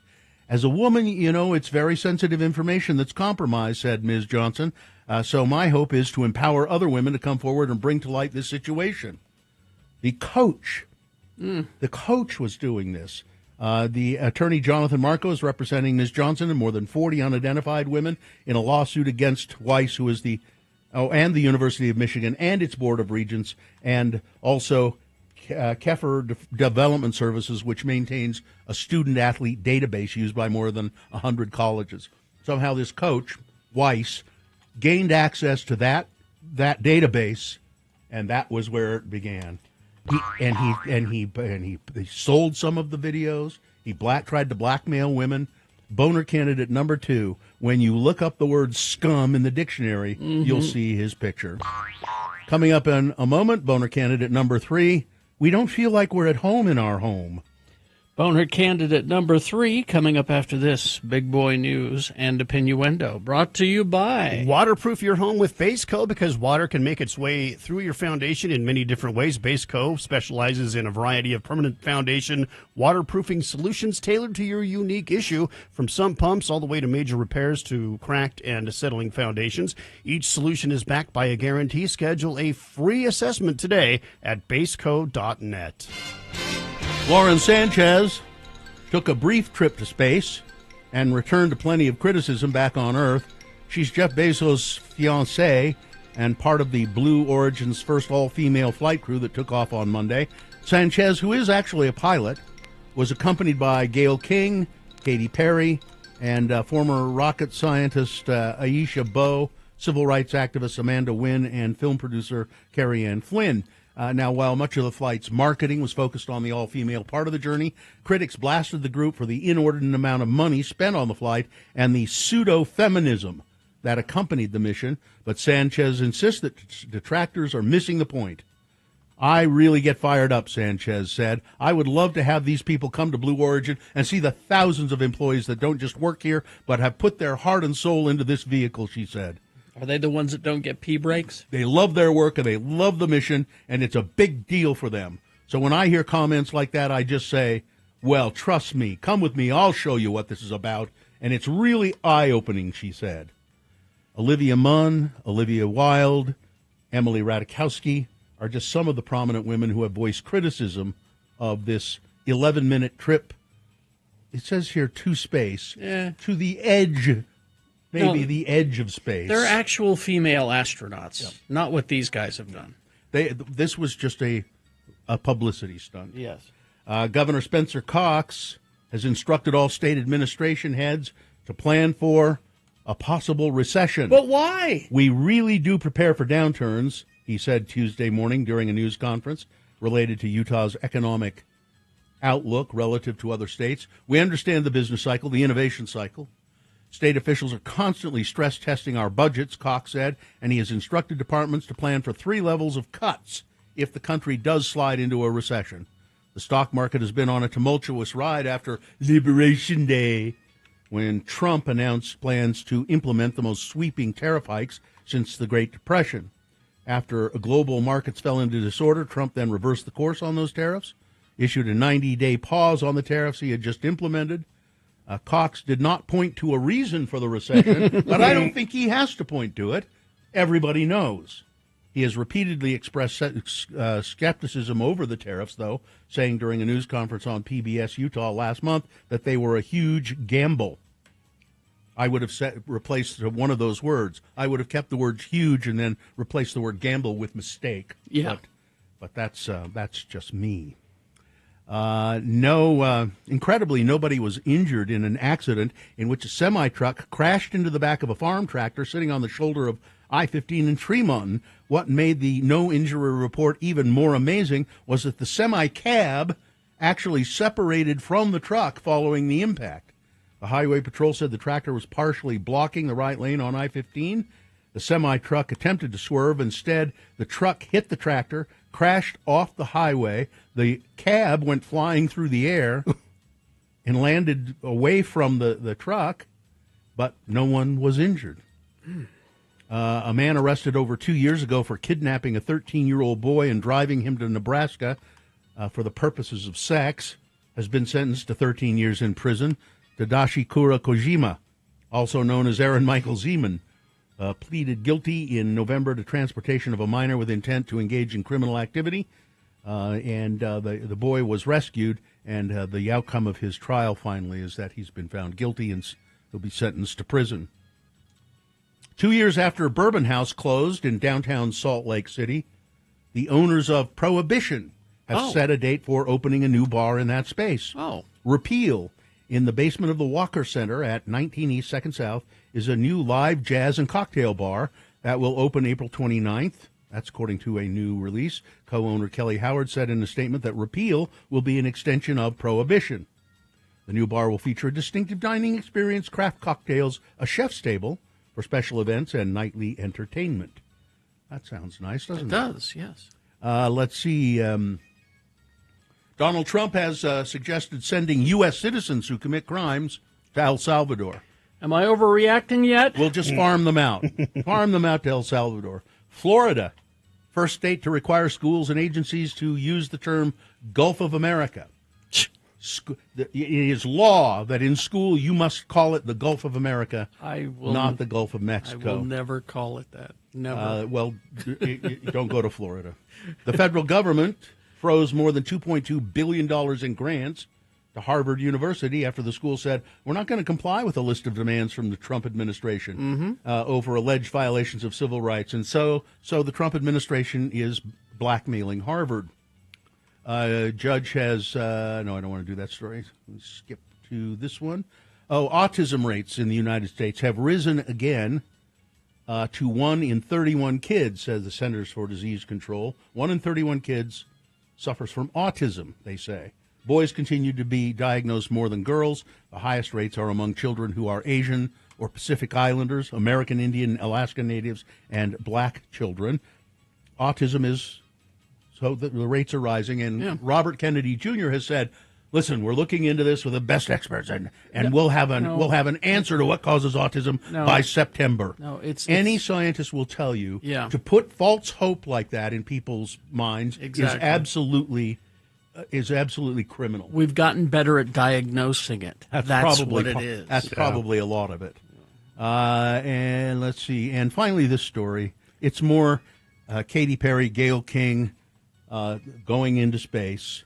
The star-studded launch lifted off Monday morning from West Texas as the women embarked on an 11-minute. They're calling it a space flight. Plane ride. It's not really a space. They just got on a rocket and went up in the air.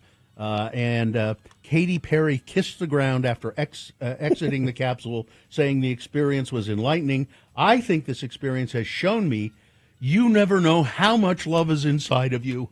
Like how much love you have to give, and how loved you are. I hope she took an edible before the flight. Oh, boy. Weather traffic. Weather brought to you by Stubbs Dental, award-winning services, life-changing results. Visit stubbsdental.com to book your appointment now. Spotty sprinkles today, not a big chance of it, and decently warm in the 70s. Cooler and a lot more precipitation expected tomorrow. Just taking a look at the traffic right now. The situation moving into Sandy on northbound I-15 is still a little bit slow. It's just your basic slow that you get as you come into the Salt Lake Valley. Northbound I-15 just past Bountiful into Salt Lake, getting a little slow, and eastbound I-80 into the city, very slow as well. All right. Here's boner candidate number 3. We don't feel like we're at home in our home. Eagle Mountain. The Utah County Sheriff's Office is investigating after a handful of pride flags were stolen. The Sheriff's Office released doorbell camera footage showing what appears to be 2 teenagers ripping a pride flag down from a front porch. A third person seen pulling a transgender flag out of the grass in the front yard. At the end of March, the Sheriff's Office posted the following message on social media. Over the past year and again the past few nights, several pride and transgender flags have been stolen from the porch of a home in the Oxbridge area of Eagle Mountain. The suspects appear to be juveniles in their early teens. We have information that they fled on a yellow electric bike and a mountain bike. It's pretty disheartening not to feel like you're at home in your own home, said Eagle Mountain resident Kiana Hines. Ms. Hines is in a relationship with someone of the same sex. Together they have a 2-year-old. They purchased their home about 6 months ago in Eagle Mountain.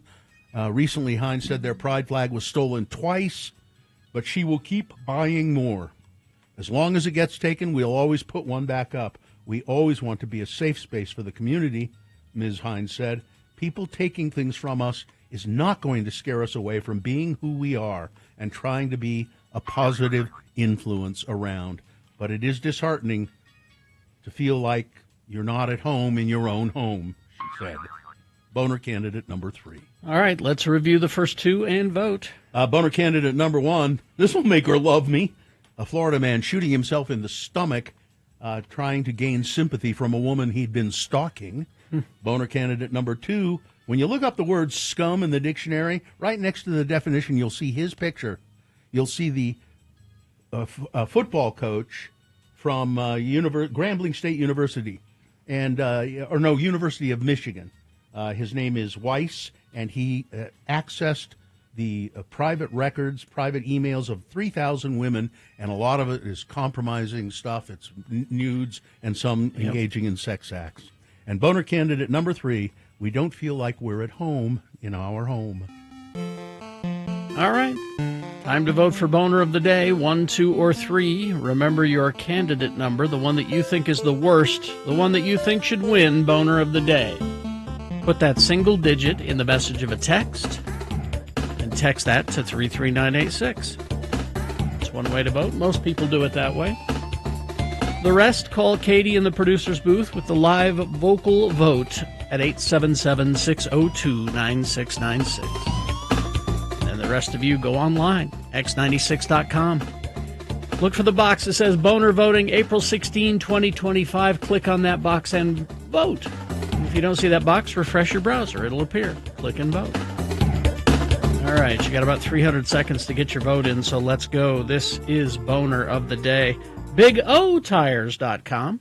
Big O Tires, the team you trust, ladies and gentlemen, and they are really terrific. Well, they got locations from like Beaver to Logan. Yeah, about 50 locations, locally owned and operated. You should be able to find one very close to you, and I would suggest you get to know them. Right now, Big O Tires is having a healthy car special for just $39.95, and that includes an oil change, tire rotation, alignment check, brake check, battery check.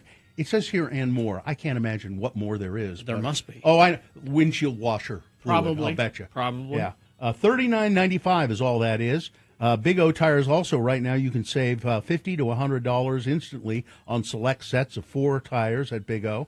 And they really are your one true one-stop shop for automotive repair.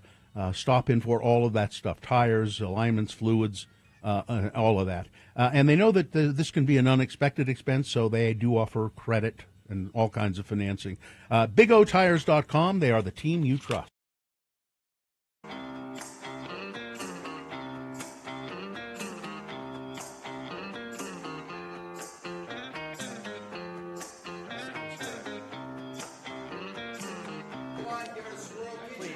Don't call this day drinking.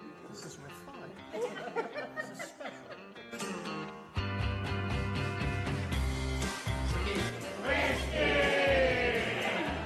Cheers, everybody.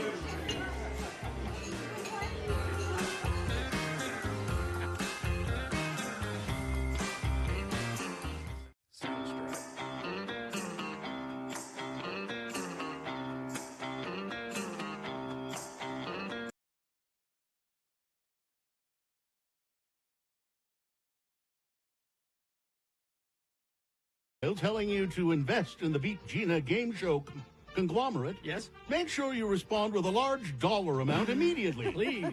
Investing in Beat Gina is not a scam. It's a way to secure your financial future. Amen. I'm Beat Gina announcer Johnny O, and our show is brought to you today in part by Parkinson's sugar-coated headache pills and by F. Newberry & Sons Effervescent Brain Salt, a positive relief and cure for brain troubles, seasickness, nervous debility, sleeplessness, excessive study mania, and over-brain work. Yes, it cures headaches and indigestion. Newberry & Sons Effervescent Brain Salt. And by Dickinson's Double Distilled Witch Hazel. Ooh. Contains 14% alcohol absolute. Do not use Dickinson's near any faucet or allow iron to in any way contact the extract. And now, let's greet our host, Oh, thank you. who should also not be allowed near any iron faucets. No. Carrie Jackson. Brain salt. Yes. That sounds Effervescent brain salt. Effervescent brain salt. All right, the randomizer has picked a contestant. Gina, you'll be going against, it looks like it's Arlen. Hi, Arlen. Arlen, are you there? Yes, sir. All right, Arlen, we're going to toss a coin to see who goes first. It will give you the advantage in the game. You call it heads or tails. Heads, please. All right, let's see. Oh, this coin is too big. We got to get into it. Tails. I've got a smaller one. Yeah, get a smaller one for me. Tails. I'm sorry, Arlen, you lost the coin toss. You're going to have to work really hard to get these Dropkick Murphy's Bad Religion tickets. Now, here's the thing, is that if you come from behind, you will win those tickets. But if Gina beats you, what are you prepared to do in her name? Gonna make a donation to Tim the Tree Guy. Oh, nice. That's right. Thank you. Tim and Meg, we need an update on. Yeah, give us an update. Go to our social media and you can see the GoFundMe for Tim the Tree Guy. Got some problems, needs some help. Got into an accident. A little bit of an accident, yeah. So, all right, Arlen, let's begin. It's Miles Teller's birthday today, the actor. And so we have Miles Teller's trivia. First question is for Gina to answer on her own, multiple choice. If she gets it correct, she gets the point. If not, Arlen, I hope you were paying attention because I'll allow you to answer that same question and steal the point away from Gina. We'll go back and forth till one of you gets 3 points. First question for Gina. Gina, Miles Teller trivia. Yes. What audience award and grand jury prize winning movie did Miles almost turn down? He's in the movie, Okay. but he almost turned it down. Okay. It's kind of confusing wording. But there you go. Is it 1, The Thing That Wouldn't Leave? Is it 2, The Tale of the Regrettable Standalone Mustache? Is it 3, Whiplash? Or 4, War Dogs? Whiplash. Whiplash is correct. That's a point for Gina. And now we go to Arlen. All right. Arlen, why was Miles Teller arrested in 2017? He was arrested. Why was he arrested? Was it 1, frippery with malicious intent? How dare he? Was it 2, he killed little Timmy by attempting to send him to the moon with a cannon? Is it 3, too many speeding tickets and a revoked license? Or 4, public drunkenness? Public drunkenness. Public drunkenness is correct. That's 1 to 1. Punkin Drublick? I didn't know you could get arrested Punkin for that. Drublick, yeah. All right. Now it's Gina again. Gina, how did Miles get his face scars? He has a couple of face scars. I didn't notice that. Yeah, they're very subtle. How did he get them? Is it 1, his fitness trainer would punch him every time he was about to eat? That'd do it. Was it 2, his skincare therapist covered his face in honey and seeds and then released a cage of pigeons? It's a treatment. Is it 3, a near-fatal car wreck? Or 4, learning to use a whip for a film just like Indiana Jones? I'm going to guess car wreck. 3986. All right, 7:49. Let's award Boner of the Day. And the Boner of the Day is brought to you by, what am I going to do with all of this paella? And I think if you need your business to be represented in this particular moment, you can email our friend Nick Davis at ndavis@bwaymedia.com. He's a marketing professional. And he can get you sponsoring the Boner of the Day. Well, it was a fierce battle, the boner voting was, between boner candidate number 2. When you look up the word scum in the dictionary, you'll find his picture right next to the definition. And boner candidate number 3, we don't feel like we are at home in our home. The pride flags being constantly stolen from this family in Eagle Mountain. Eagle Mountain, Utah's Florida. Both of those candidates got over 100 votes. But the winner, ultimately, was boner candidate number 2, the football coach, the Michigan football coach, Matt Weiss. That's your Boner of the Day for today, April 16, 2025. Now qualified to be Boner of the Week. Is the X-Poll sponsored? It is not currently, but N. Davis at B-Way Media, Nick Davis can get you set up. All right, the X-Poll is it's based on real-life experience of our very own Gina Barberi. We just want to know your emergency situations that you've been in. Gina had to go to the hospital yesterday, emergency room hospital, because of feeling bad, and so if you have an emergency. How about an emergency room story? 877-602-9696. Your story, Gina, you thought maybe you were having a heart attack, right? I really did. I was worried because they tell you a heart attack is pain in the middle of your chest and, difficulty breathing, I thought for sure I was having a heart attack. Is your voice all scratchy because did they have to intubate you? Yes, they did. Really? There you go. Yes. So it was major surgery. Yeah. It was. I have 4 holes in me. Well, I have more holes than that, but I have 4 that were just added yesterday. 4 new ones. 4 new holes. Yeah, because what they do is they to add to the 9 that you have. That's how many openings there are in the human body, by the way. 9. They one of them is to blow your belly up with air. Oh yeah, I've had so that. They can see what they're doing. Yeah. One of them is for a camera, so they can see what they're doing. And then somehow with the other 2, they remove the gallbladder, and because the gallbladder is attached to things like your bile ducts and your stomach, they have to put a clamp in that stays in there to seal it off. Oh, they don't just use super glue or something? No, I have a metal clamp inside me. If I ever have to have like a MRI or something, I can tell them I got metal in my body. That means your new nickname is it's no longer Boots. Your new nickname is Clamps. It's not as cute as a nickname. So Gina, I've just looked it up. A long-term diet for gallbladder removal surgery. Long-term diet. Yeah. Avoid fried foods. Fatty. I'm screwed. Fatty meats, bacon, sausage. Avoid butter. Cheese is no problem. Avoid sugary foods like fast food and baked goods. Avoid sugary cereals. Caffeine and alcohol, you're probably okay there. And spicy foods, you're probably okay there because you don't eat spicy foods anyway. But so no more. So how are you going to get through half a cow? That's what I want to know. Well, and I found out it's interesting that the gallbladder is kind of like your appendix in that you can live without it. It's not really necessary. But it gives you a little extra oomph of bile to deal with those fatty foods. So I no longer have the extra oomph of. But I really and so I know we have friends of the program listening probably who have had heart attacks. We got somebody on line 1 who's had a gallbladder removal.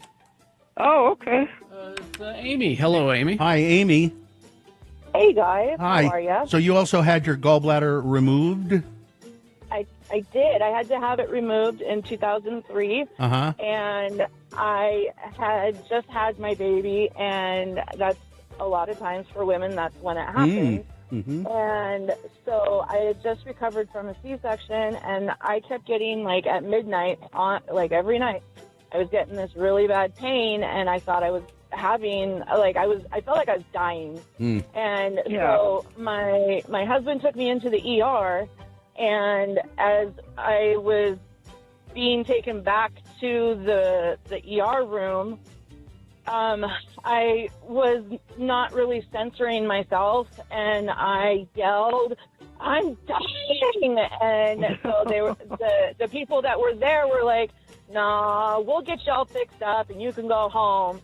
And then as I was leaving, 3 hours later, they were like, "See, you didn't die. Yeah. You're just fine." Isn't that nice? And then I had to have my gallbladder removed a week later. Okay, now wait. Stop. No, I want to ask you. I want to ask you a question because we need to get on to other stuff.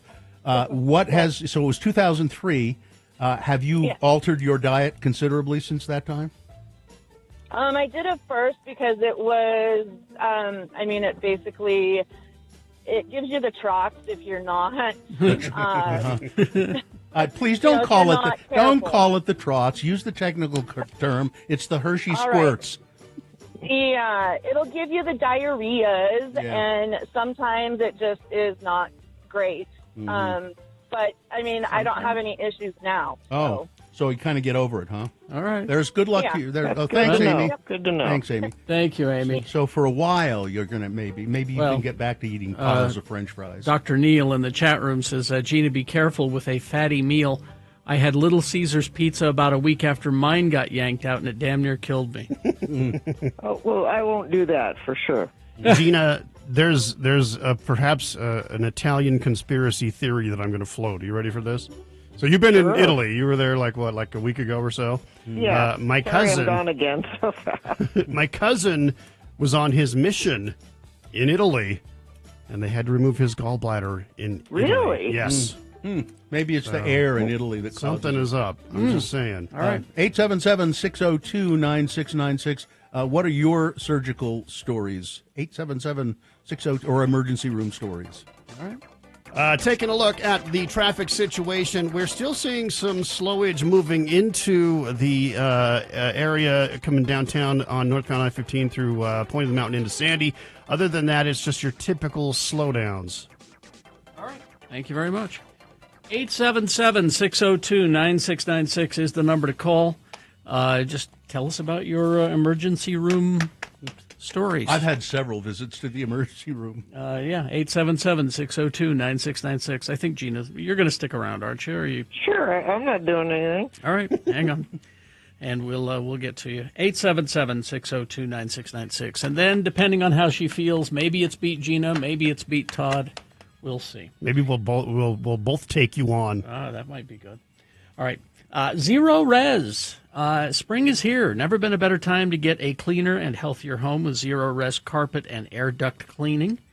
Did you know up to 40 pounds of particles, we're talking dust, dirt, debris, even skin, fecal matter, accumulates in your carpets each year? That's why refreshing that mess keeps your home looking its best and your family feeling their best. We use Zero Res all the time.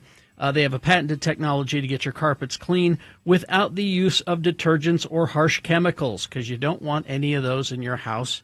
It'll help the carpets stay cleaner for longer while being safe for both kids and pets. Faster dry times, unlike traditional cleaners. The Gotta Love It guarantee. For any reason you're unsatisfied with the quality of your cleaning, they will re-clean the areas that you're not happy with for free within 30 days of the appointment. So get 3 rooms cleaned for only $119 plus 1 hallway for free when you mention X96. So call them 866-0RES or go online to zerores.com to schedule your appointment today. Do it.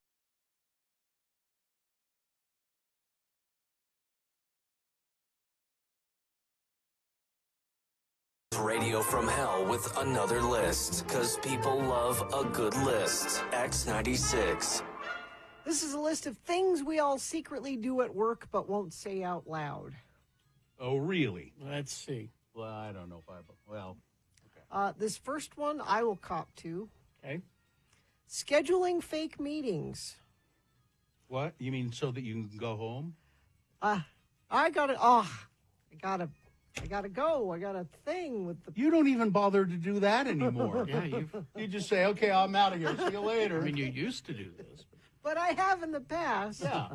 I wish I could stay, but I got a meeting I gotta go to.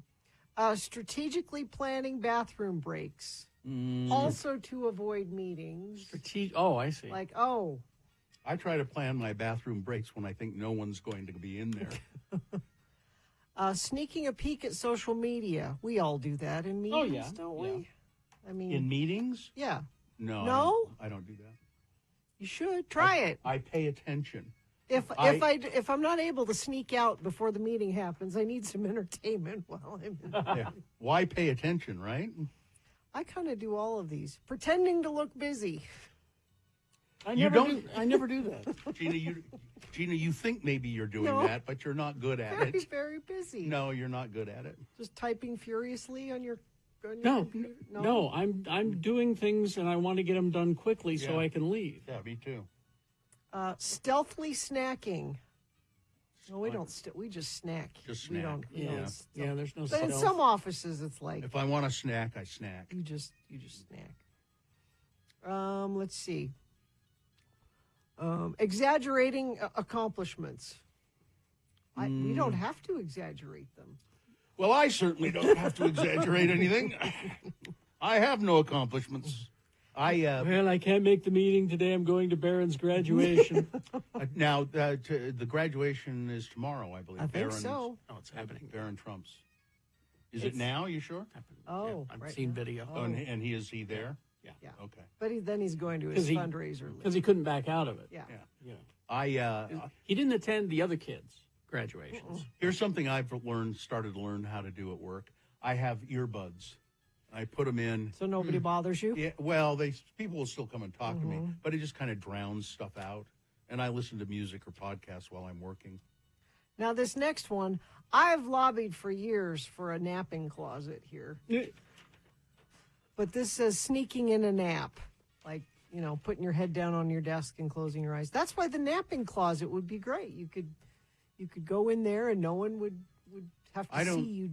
I don't do that. Nap. I don't put my head down on my desk and take a nap because I will inevitably wake up in a puddle of drool, and I don't want to do that. Now, this next one is a thing that must go. Sending after-hour email. Yes. There should be a rule that when the workday is done, the workday is done. Yeah. And you'll have to wait till tomorrow to send that email. Because it happens to all of us. We get it, and then we feel compelled to answer it and engage with it. I had yesterday, I'd been home for a while. Went and picked my wife up from the hospital after surgery. And I went home, and she went to bed, and I was sitting there just going, okay, now I'm going to relax. 2 work-related phone calls. Not even 2 work-related phone calls. And I like to get back at people by sending them a text and or email when I go to work at 4 a.m. and hope that the notifications are on their phone and it wakes them up. So that'll show you. Let's see, pretend phone calls. Now, when I am trying to sneak out to a meeting I don't really have, sometimes, and you don't want to talk to people on your way out, you hold your phone up to your head and you pretend to talk as you're walking. Ladies and gentlemen, and Dominic, Lakai, and Adam are listening in Syracuse. Thank you for listening in Syracuse. We appreciate you. Syracuse. All right. Lovely community. Is the X-Poll sponsored? It is. It's brought to you by Love Live Music. Tired of paying too much for tickets and beers? Experience great live music and adult beverages without paying stupid prices at Utah's coolest venues. Don't miss the Tom Petty tribute band Petty Theft on Friday the 18th at the Stateroom. Tickets are available at thestateroompresents.com. All right, we're going to go listen to stories of people's emergency room visits now. It's hard to do these things without you rambling on, so I may cut you off and make you get to the point occasionally. Don't be... Yeah, because we got a full bank of phones here. So let's just get to it, and if I have to cut you off, don't be offended. Start with Maggie. Hi, Maggie. What's your story? Hi. It was gallbladder emergency. Mm-hmm. My horror story is I had to drive myself in. Ow! Terrible. And that was horrible. I'll bet. And I was in the same pain Gina was in. But anyways, it all worked out. Okay. My doctor had actually called them, and they were waiting for me. Oh, that's so good. I lucked out. That's good. Yeah. All right. All right. Thanks, Maggie. I can't imagine having to drive myself yesterday. What'd you say, Maggie? I wanted to tell Gina the worst part is the gas. Oh, yeah. Stay home, Gina. Let's get her back in the studio.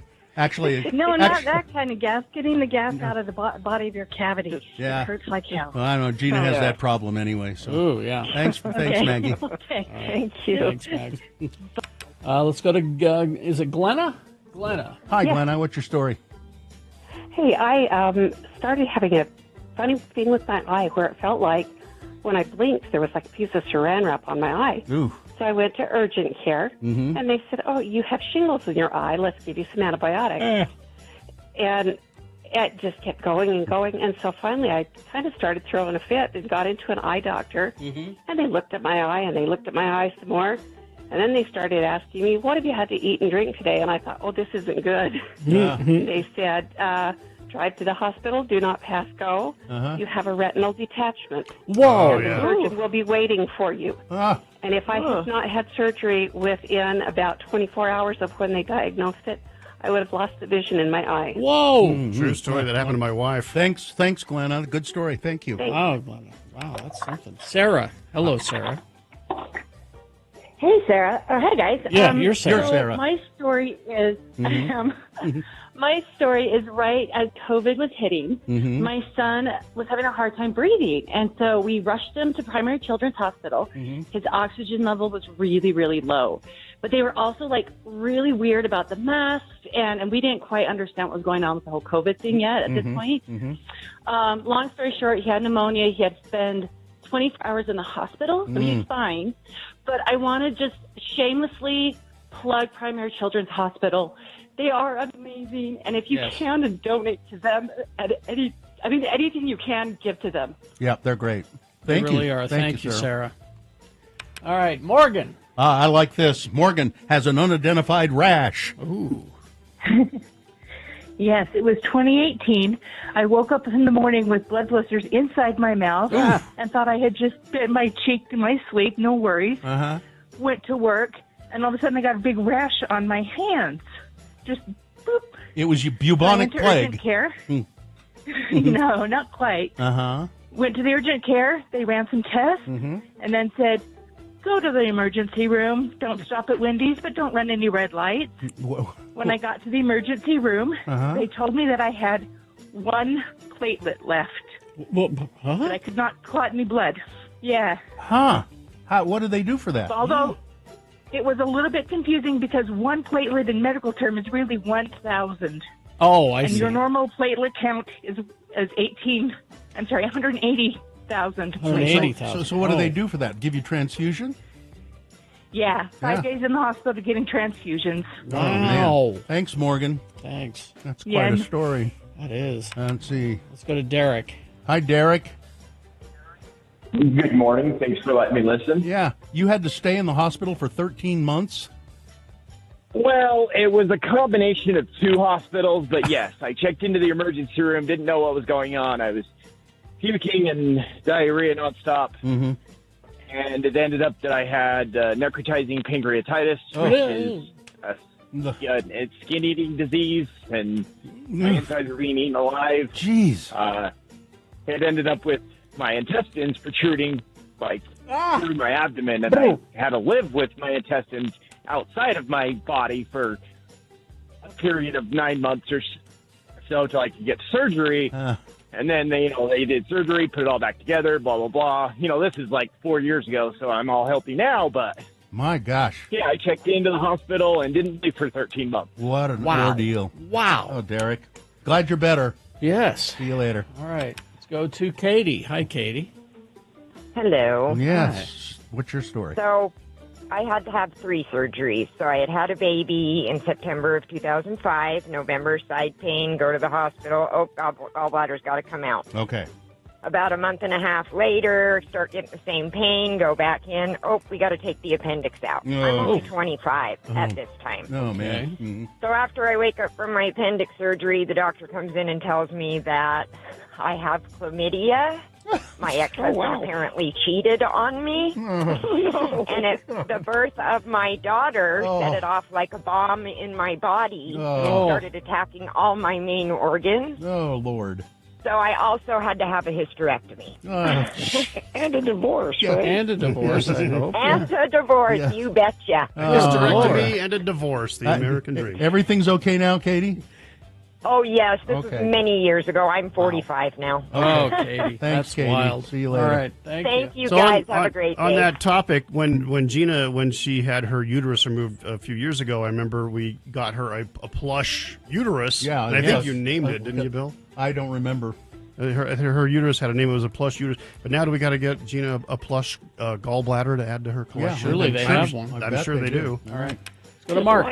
Line up the plush organs on my desk. There you go. Mark? Mark is there. Oh, Good morning. Hi, Mark. So several years ago, I was in a really bad car wreck and burned extensively. And so I went to the hospital. My then wife met me at the hospital. Well, didn't meet me. I was unconscious, but met at the hospital. And just before I was going into surgery, the anesthesiologist was talking to her. He said, is there any history of drinking? No, he never did drink. Any history of drug use that I needed to know about? Nope, never drugged. How about smoking? Just the one time.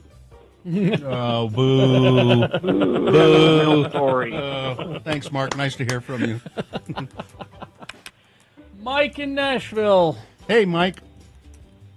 Hi, this is actually Casey. I stole the phone from him. Oh, I see. Okay. Because he can't tell the story right. Okay. Yeah, this is Mike's wife. Okay. So, hi. Hi. So, about 9 years ago, I was 5 months pregnant. We were on vacation in Hollywood, and I ended up in the ER on the next to the last day we were there with gallbladder stones. They said I had about 800 of them in there. 800? 800? Yeah. Jeez. Yeah. Yeah. Hey, And listen. I was 5 months pregnant, so they couldn't operate. So I just had to deal with it for another, 4 months. Now, Kate- And then I had a C-section with that pregnancy, so that was fun. Yeah. Being sawed in half. And then 8 weeks after my C-section, they brought me back in to take my gallbladder out. Did you have to go back to Hollywood? Take it out while you're in there? Yeah. Yeah. Now listen, Casey. I asked Mike. Mike's from here, but you grew up in the South, in Nashville, in that area. And I asked Mike. I asked Mike if you had a Southern accent, and he said you did. I can't hear it. Talk like you would normally talk. Well, I've actually done considerable work to turn it off. But I can turn it back on if you want. I was going to say. There it goes. There it goes. It was slipping in there for a second. Yeah. I could just hear a little touch of it, but He can tell when I get mad because I lose my control of it. And Get mad, the plane comes back out. But I want to say thank you so much for acquiescing to my request and allowing Mike to come on. He had such a good time. He is so gushing about it, and he was giddy as a schoolgirl when he got out of that studio. That's fine. And Casey, just tell him we're still looking for that $500 check he was sending us. Yes. All right. I'll tell him. It's his mail. He says it's in the mail. All right. Thank you. See ya.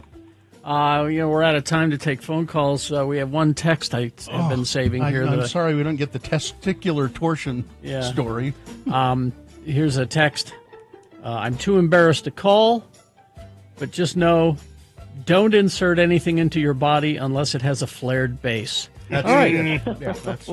And Gina, I have a gift on the way for you.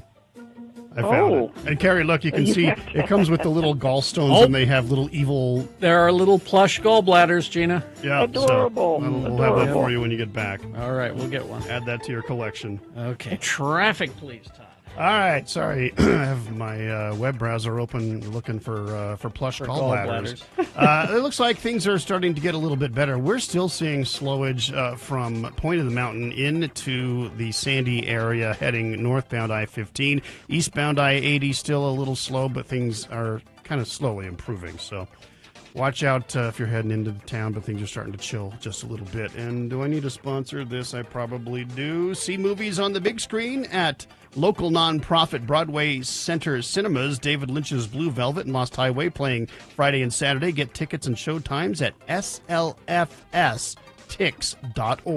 All right, Gina, do you feel up to playing Beat Gina? Well, sure. I'm just laying here in bed. All right. Okay, so it's Beat Gina coming up after these messages and a song. And I can double team. That's right. I'll help you, Gina. Okay, well, it's all Kill Bill trivia. Okay. So hopefully you guys know your Tarantino. And the prize is? The prize for Beat Gina, as I kind of screwed up earlier, that's right. it's Offspring tickets for that show with Jimmy Eat World and Newfound Glory, September 6th at Utah First Credit Union Amphitheater. Offspring, Jimmy Eat World, and Newfound Glory. 877-602-9696. Call, play, win, get the tickets. It's Beat Gina. 877-602-9696.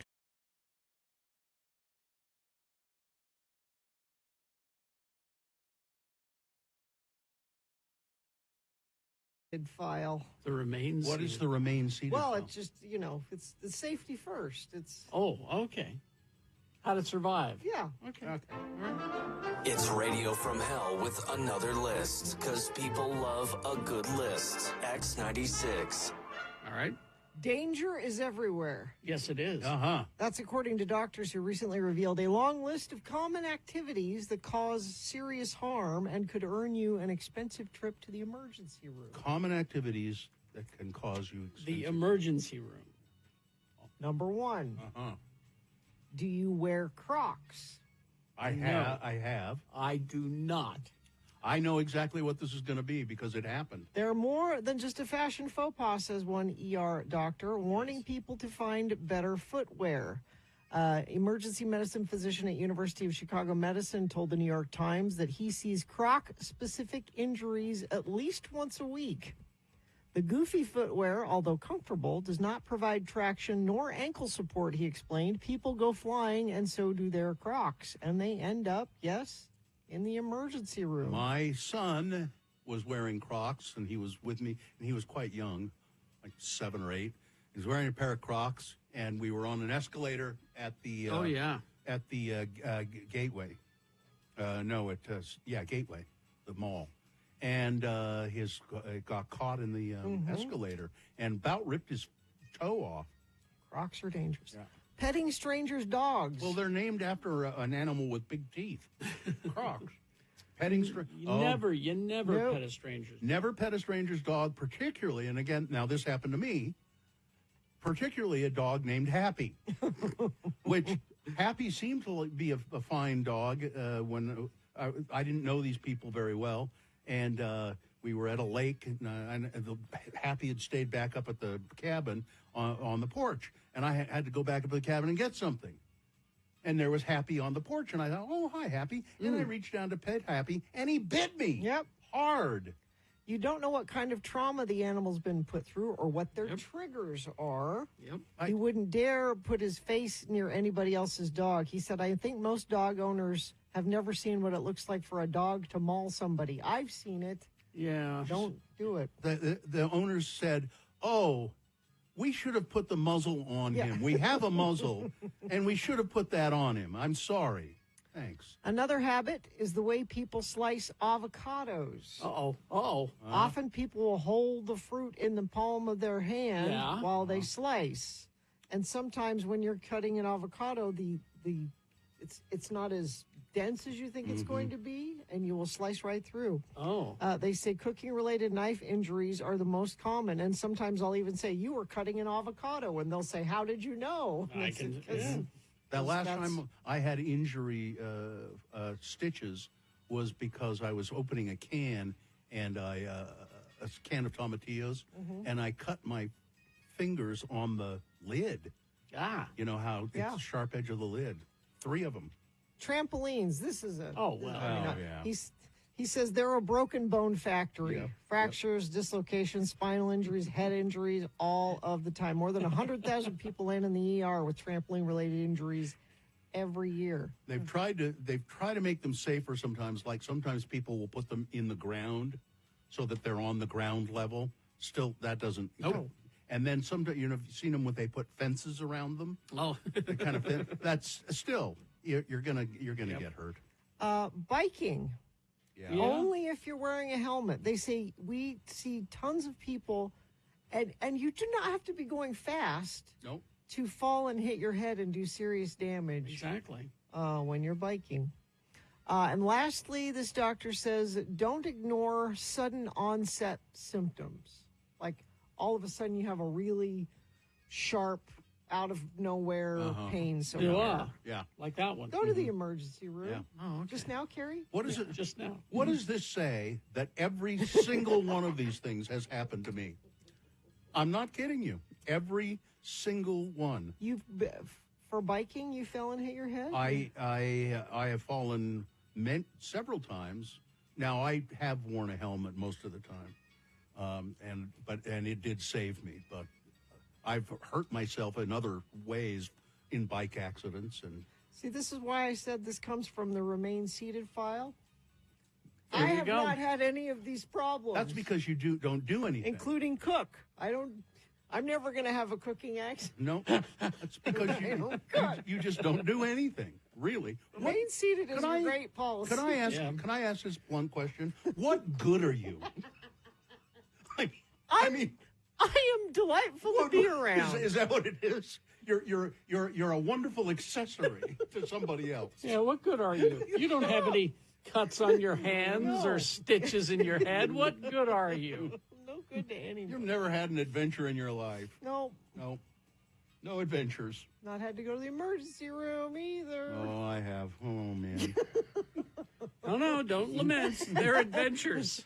No, I mean, it's not fun while it's happening, but you can look back on it, and it makes for great stories. I mean, ask Katie. She'll never climb a tree again, will you? No. Or cut a lime. No. The avocados. I often think of that because the best way to get the pit out of the avocado is to hold it in the palm of your hand. Yeah, Carrie does it too, and then strike the pit with the sharp knife. I think an ER doc would say, "Don't do that." Yeah. I guess you could put it on the cutting board. the cutting board and do it. Yeah, I suppose. All right. See, you live on the edge too, Jackson. You avocado cutter. Yeah, boy. Living on the edge. Living on the edge. They should write a song about it. Making guacamole.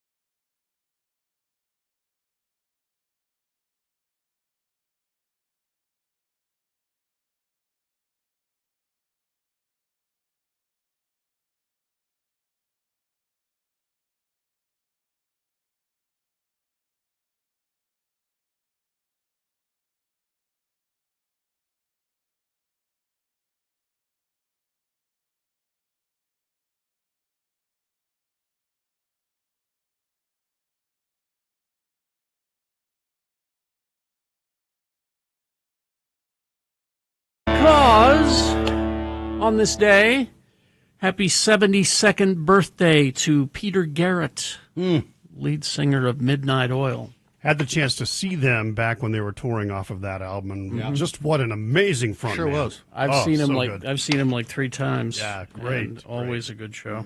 All right. Well, is this a sponsored feature? It most definitely is. 2 epic shows, 1 mind-blowing experience. Laser AC/DC rock legends brought to life in lasers, and Laser Taylor Swift Volume 2. Bigger, brighter, and better than ever. Now playing only at the Hanson Dome Theater. Pre-sale tickets are on sale now and going fast. Get yours before they're gone. Go to clarkplanetarium.org. Well, she's got a lot of gall. Oh, no, not anymore. Gina Barberi, gallbladder Gina. She had hers yanked out the other day, but she's still here to play Beat Gina with the assistance of our friend Todd Newcomb. I'm your announcer, Johnny O, and before we get to our game, I have a word from General Mills about new crispy taters. Ooh. Are they French fries that look like potato chips, or are they potato chips that look like French fries? Oh, no. It's a new potato snack from General Mills. They are crispy taters. They are delicious. They are a new potato snack. After these French fries and potato chips will never seem the same again. Crispy taters from General Mills. And now, here's your host, a man who has seen hundreds, if not thousands, of General Mills products come and go, Carrie Jackson. Thank you, Johnny Ola. Professional game show announcer. Crispy taters. Probably don't want to be eating those right after gallbladder removal. Well, you can't. No. General Mills seems to have the tendency to introduce products and then pull them from the market. Yes. Most of my favorite breakfast cereals, as a matter of fact. All right, well, we got the randomizer going, and it picked Ben to play against you today, Gina. Ben, are you there? Yeah, I'm here. All right, Ben, we're going to toss it. She's weak, so Hi. you could beat her. Yeah, we're going to toss a coin to see who goes first. It will give you the advantage in the game. You call it heads or tails. Heads. All right, let's see what happens. It is heads, which means Ben You're goes already first. beating me. Ben goes first with the question. This question is for Ben to answer exclusively. It's multiple choice, pop culture trivia. If you get it correct, Ben, you get the point. If not, I will allow Gina or Todd to answer the question correctly. All right, I'm ready. Stealing your point away. She's so weak, she lost the toss. Mm-hmm. Yeah, why didn't I get a handicap and just get the first question? That doesn't seem fair. Not the way it works. Think about that. All right. So what we've got here is Kill Bill trivia, because Kill Bill Volume 2 was released on this day in 2004. The Quentin Tarantino films, Kill Bill. This is for both of them, both of the Kill Bill films. Ready? Here we go. First All question. right, I'm ready. Ben, what is the bride's real name? Oh, come on. You're giving him the early, easy question. She's not so weak that she still can't complain. I'll say, yeah. Wow. What is the bride's real name? Is it 1, B. Arthur? Is it 2, Cosmo? Is it 3, Vernita Green? Or 4, Beatrix Kiddo? C. Number 3. Do you think so? No. Yes. That's not correct. That's Oh, another. no. That's another character in the movie. Gina, you seem to know this one, so. It's Beatrix Kiddo, because he keeps calling her Kiddo, and we find out that that's actually her real name. Your name. There you go. There you go. Well, that's 1 point for Gina, none for Ben, and Gina Todd controls the question. All right. How does the first scene of Kill Bill Volume 1 begin? How does the first scene of Kill Bill Volume 1 begin? Is it 1, the bride is all beaten up and lying on the floor? Is it 2, the bride driving her convertible through the forest? Was it 3, an Imperial Star Destroyer chases and fires upon a rebel ship over the planet Tatooine? Or 4, a Shanghai nightclub where Willie Scott sings Anything Goes in a sparkly red dress? Todd, I think it's number 2, but I'm not 100% sure. That's what I'm leaning toward as well. The convertible driving through the forest? Yes. No, that's another scene. That's another scene. There you go, Ben. There you go, You Ben. got a chance to steal here. All right, I'm going to guess number 1. There you Bride go. beaten up, lying on the floor in Yes. black and white. There you go. That's 1-1, and Ben, you control the question. Chance to pull ahead here. All right, Ben. Excellent. What was the bride's yellow outfit inspired by? You know, the yellow outfit while she's doing with the samurai swords and all that. Is it 1, Tarantino's favorite Muppet is Big Bird? Is it 2, Tarantino's favorite Muppet is Bert of Bert and Ernie? Is it 3, inspired by Diane Lane's yellow dress in Under the Tuscan Sun? Or 4, the outfit worn by Bruce Lee in his final film, Game of Death? 4, Bruce Lee. Bruce Lee is correct. That's 2-1. Now we go back to Gina. Gina? Yeah. Famous car in the first movie. The Pussy Wagon is what it's called. Yeah, one of my least favorite parts of that whole thing. Who owns the wagon? Yeah, this is why it's one of the and least drove it favorite parts. and drove it every day to promote the release. Yeah, The release This of is the in movie? Release of the movie. Not just a general not release. who owned it in the Not movie. in the movie. Who Okay, owns it okay. for reals and drove it every day to promote the release? Was it 1, Richard Kind? Is it 2, Quentin Tarantino? Is it 3, Michael Madsen? Or 4, Spencer Cox?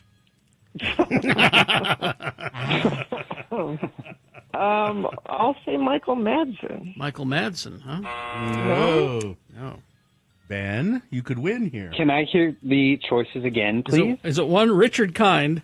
Is it 2, Quentin Tarantino? Or 4, Spencer Cox? 2. Tarantino. Yes, and Ben wins the game. Well, there we go. Taking advantage of the weakened Gina Barberi. I was of no assistance, Gina. Sorry. That's okay, Todd. There, you've won tickets to this one. Yeah, it's the Offspring Jimmy Eat World in Newfound Glory on September 6th, the Utah First Credit Union Amphitheater. How about that, Ben? Awesome. I appreciate that. It's close to my birthday, so that will be great. Well, good. Hang on. Hang on the line. We'll tell you how to get there. Listen, I've got to get home. Help Mrs. Zola figure out whether they're French fries or potato chips. All right. Thank you. And I'm going to tap out here too, guys. All right. All See right. you later. We will talk to you tomorrow, possibly. Take it easy, Love Gina. you. Bye-bye. Bye-bye.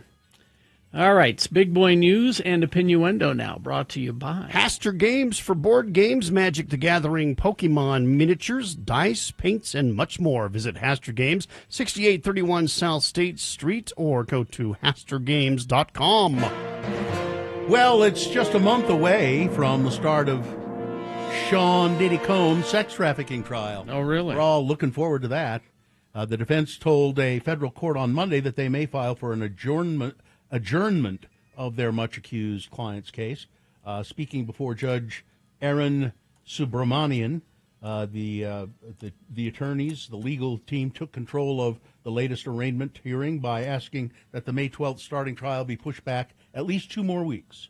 The lawyers say that the U.S. Attorney's Office for the Southern District of New York has not been fully sharing material, such as emails from a former Combs employee. In fact, the defense isn't even sure that the prosecution has the WhatsApp material in question. To that, they said, the extremely important witness, victim number 4, seems to have been cherry-picking messages. Outside court, after today's 1-hour hearing concluded, the legal team said they won't ask for an adjournment if the feds get their act together. All will become clear in the next 48 hours. Well, let's see what else we have here. 3 people have been arrested in connection to a double homicide in downtown Salt Lake. The fatal shooting happened around midnight Tuesday at the Comfort Inn downtown, down there around 5th South at 171 West. 2 men were killed in what police said were the first 2 homicides of the year in the city. Arrests were made and charges filed Tuesday night against 49-year-old Tiffany Papich and 38-year-old Kendra Mitchell, and also 56-year-old Kevin Thrower. Both Papich and Mitchell were charged with aggravated burglary and aggravated robbery. Papich was also charged with obstruction of justice. Mr. Thrower was charged with obstruction of justice as well. The 3 were booked into the Salt Lake County Metro Jail. The suspected shooter, however, has not been arrested. Details about exactly what happened inside the room at the hotel where the shootings happened is not completely clear yet. Police said Mitchell got into an argument over payment for sex work with someone at the Comfort Inn. She then asked Ms. Papich to send 2 men as security or protection to the hotel. Ms. Papich and the 2 men came to the hotel. Officials said one of the men armed with a handgun. Police said that they forced their way into the hotel room. During the dispute over money, the men reportedly took the car keys of the person police said was renting the room. At some point during the dispute, the 2 men were shot and killed. I guess the 2 security guys, the strong arm for the sex worker. Detectives have identified the shooter, but said the name has not been released yet, and the shooter is not in custody either. According to Mr. Thrower's probable cause statement, he was walking with Mitchell as officers were looking for her. They said he misled them about knowing the woman and said the person they were looking for had run off. Officials said the investigation into what happened is still ongoing. Well, Heber City Council member Aaron Cheatwood has reported on social media that an evening screening of a Minecraft movie had descended into chaos. So much popcorn was thrown.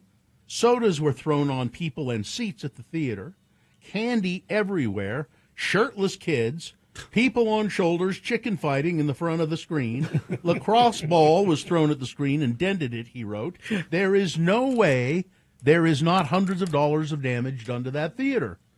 The unruly behavior is part of a larger national trend of moviegoers shouting lines in the theater and jumping on the viral chicken jockey TikTok trend, throwing popcorn and climbing on each other's shoulders. Locals, however, are not amused, commenting they were appalled by the mayhem. I saw another story, and I don't think it was this theater up in that area, the Heber Valley, but some theaters said they will not admit kids to to a Minecraft movie unless they are accompanied by an adult, because of all the damage that's being done.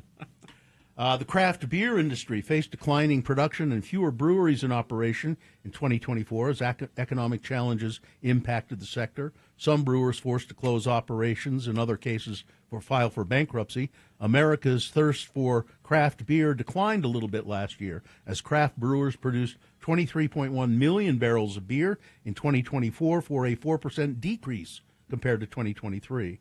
That's not a huge decrease, 4%, Yeah, but yeah. but still, you'd rather see the numbers going the other way. Yes. Craft beer had pretty good sales here.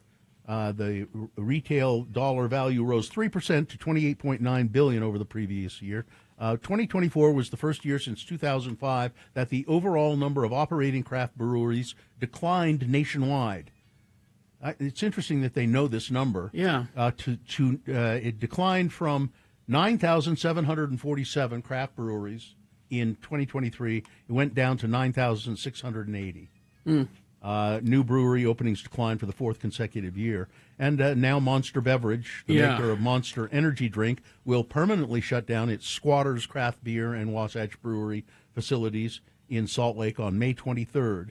That's too bad. Yeah, the two brewer affiliates said in an Instagram post that the parent Monster company will not renew the lease on the Salt Lake City Brewery, the tap room, and the beer store, and will shift production. So they're still going to produce beer, Squatters and Wasatch labels, but not there. other places. Do it other places. Probably out of state, I would my think. guess. Both will continue to be distributed through our existing network without interruption of supply or availability, said Monster Brewing President Ray LaRue. Squatters and Wasatch will begin brewing in new facilities on May 27th, LaRue said. The company didn't specify where the beers will be brewed, but they will be continued to be sold in Utah. Also, 25 people are losing their jobs. That's also the bigger part of the tragedy. Employees will be offered a separation package and are encouraged to apply for other positions within the company. So there may be place for them elsewhere. The Squatters Pub Brewery, the Wasatch Brew Pub, other affiliated restaurants will not be affected by the closing since those establishments are owned by a separate entity. Yeah. Monster acquired Squatters and Wasatch in January of 2022 in its $330 million purchase of Can Arky Craft Brewery Collective, which includes craft beer brands Cigar City, Oscar Blues, Deep Ellum, and Perrin Brewing. And I don't know where, I'm not sure those are sold here. Yeah, I don't know of any of those. Let's see. How about this? So there's a woman named Natalie Winters. Yes. She's a protege of Steve Bannon. Ugh. Belongs to a newly high-profile contingent of reporters at the White House. Reporters. Yeah, Natalie Winters is 23 or 24. She's been a White House correspondent since January 28. She reports for Bannon's War Room podcast, whose audience includes large swaths of the Republican base, high-level officials, and the president himself.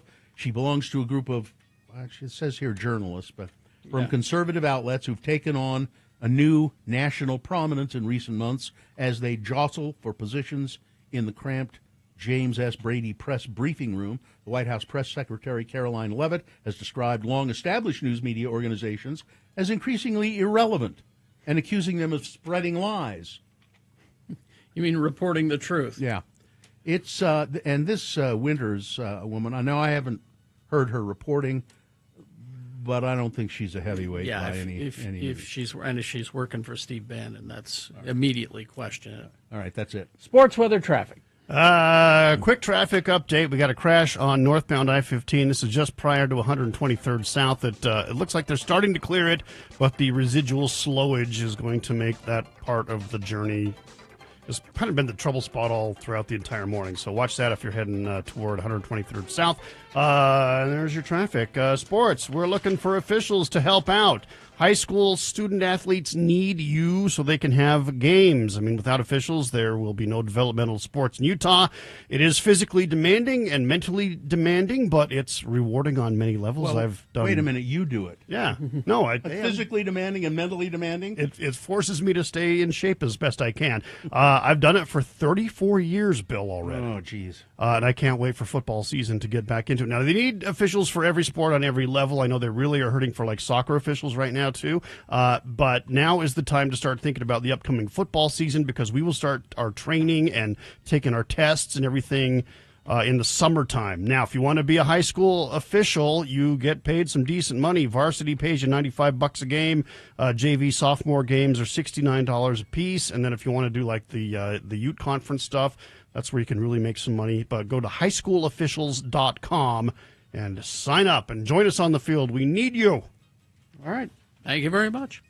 We will take a break. We'll be back after these with, it's your list of things that must go. Stand by for.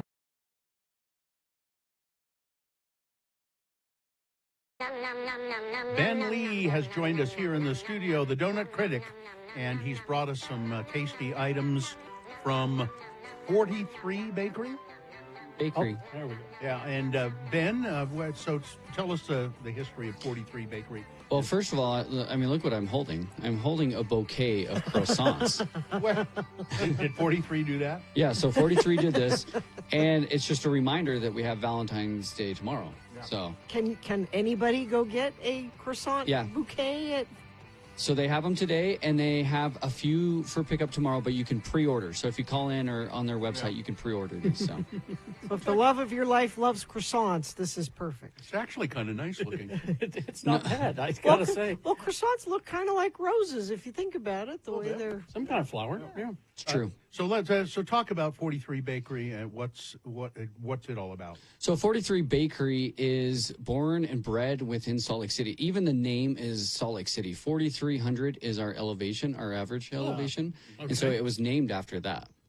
And if you have been to farmers markets in the past and saw streusel, then you're familiar with their treats as well. Oh, so yeah, they've been around for a few years. They were in that commissary kitchen on 17 South. And then it just really matured into a business, and now they're on about 8 South, 800 West. So, and what makes them unique?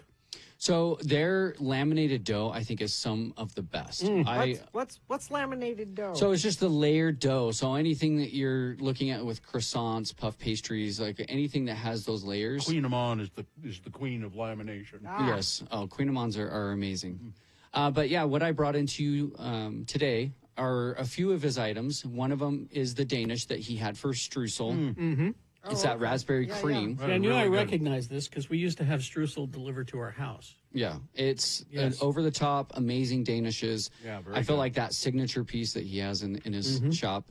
I also brought his croissant dough, or his cronut, and I feel like that also has some really good lamination, and it's soft on the inside, but still crispy on the outside. Kind of like me.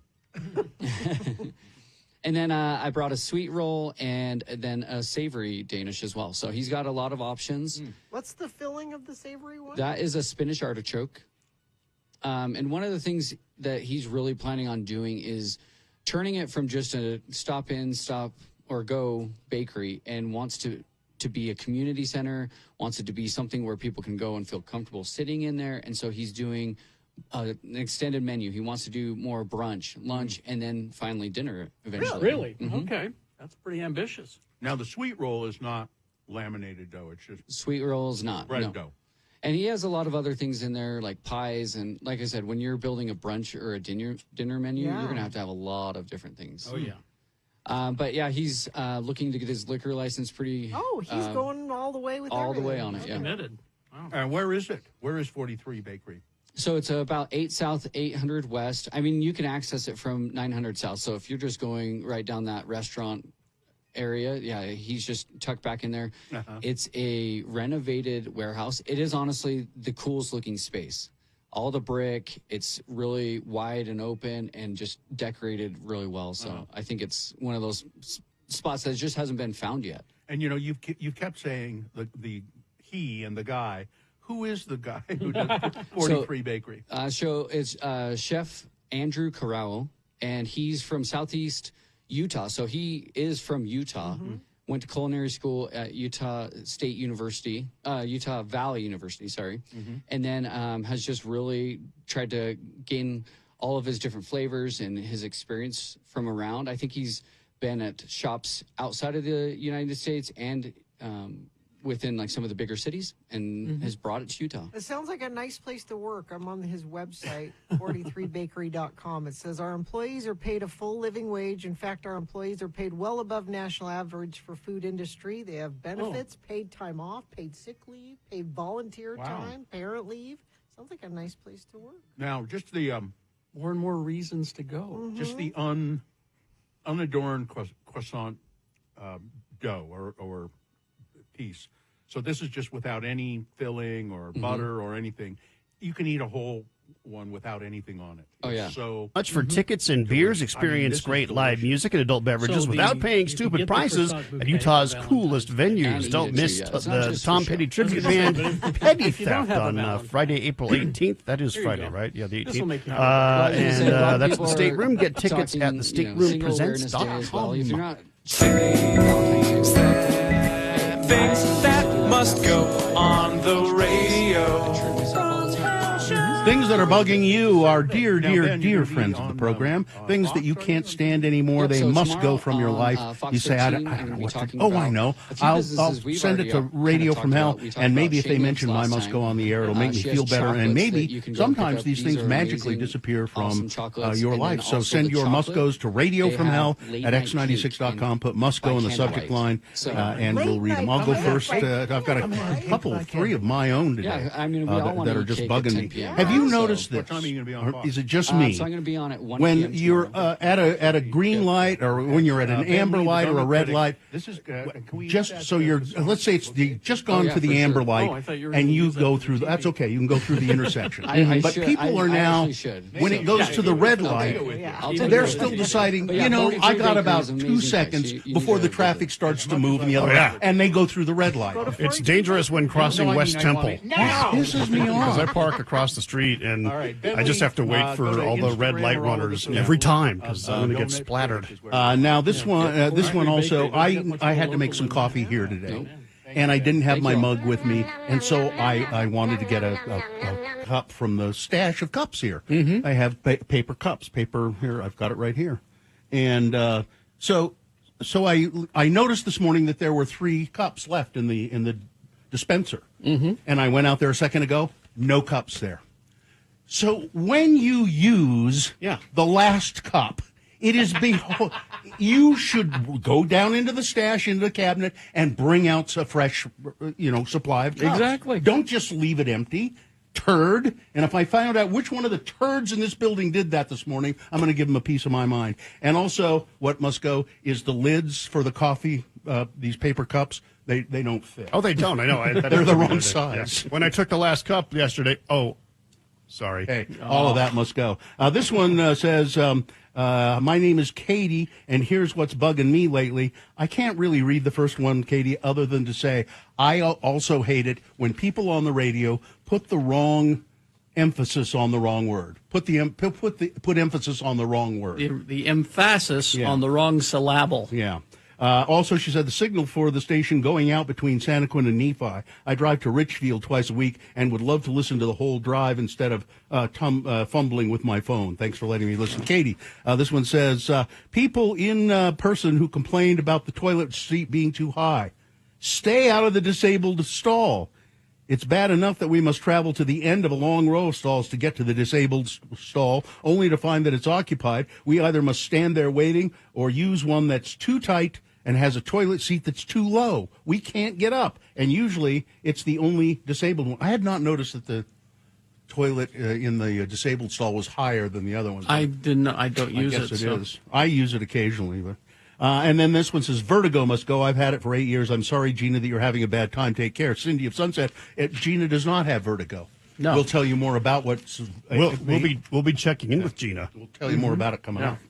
All right, Carrie? Todd, you go. All right, a couple of my own. That's what I meant to say, Todd. Yeah, first of all, my old headphones, I've solved that now because I have brand new ones today, but my old headphones, they're like 12 years old, but I was having the little like vinyl on the ear parts was coming all apart, and it was sticking to the stubble on the side of my head and all over my face, so I'd get done with my show, and I'd be walking around with giant hunks of black vinyl just stuck to my face. I got all the way home, and I'm like, oh my God. I thought that was a fashion choice when I noticed it. And another thing that must go, they changed the lights in the men's room here today, and they're doing it yesterday, actually. And I went in there and used the restroom before I go in, and it's just so bright, and you don't need to see that part of your body with such intense lighting, like ever. Like, it's just like, I'm getting ready to do my business. I look down, I'm like, oh, God. I wish they'd fix the plumbing in there. Well, They were doing a little of that yesterday, too, but I don't know if that's going to happen. A list from Tony, his things that must go. Nobody telling me that Costco replaced the mango smoothies from the food court with strawberry banana smoothies earlier. What? I hated the mango flavor since it reminded me of sucking on mud. And then car shopping with a smaller budget due to crappy insurance payouts.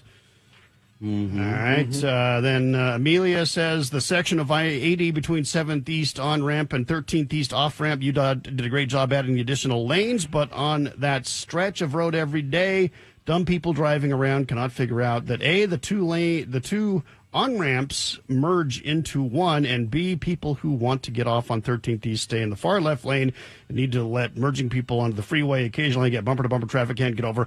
I think people will eventually figure that one out. And finally, Terry sent me a whole bunch. I'll read just a couple here. People driving cars the wrong way in Liberty Park must go. What? Jeez. That's kind of, well, you go in there just like that loop, but it's like one way all the way around. But it's very clearly marked. Yes. Yeah.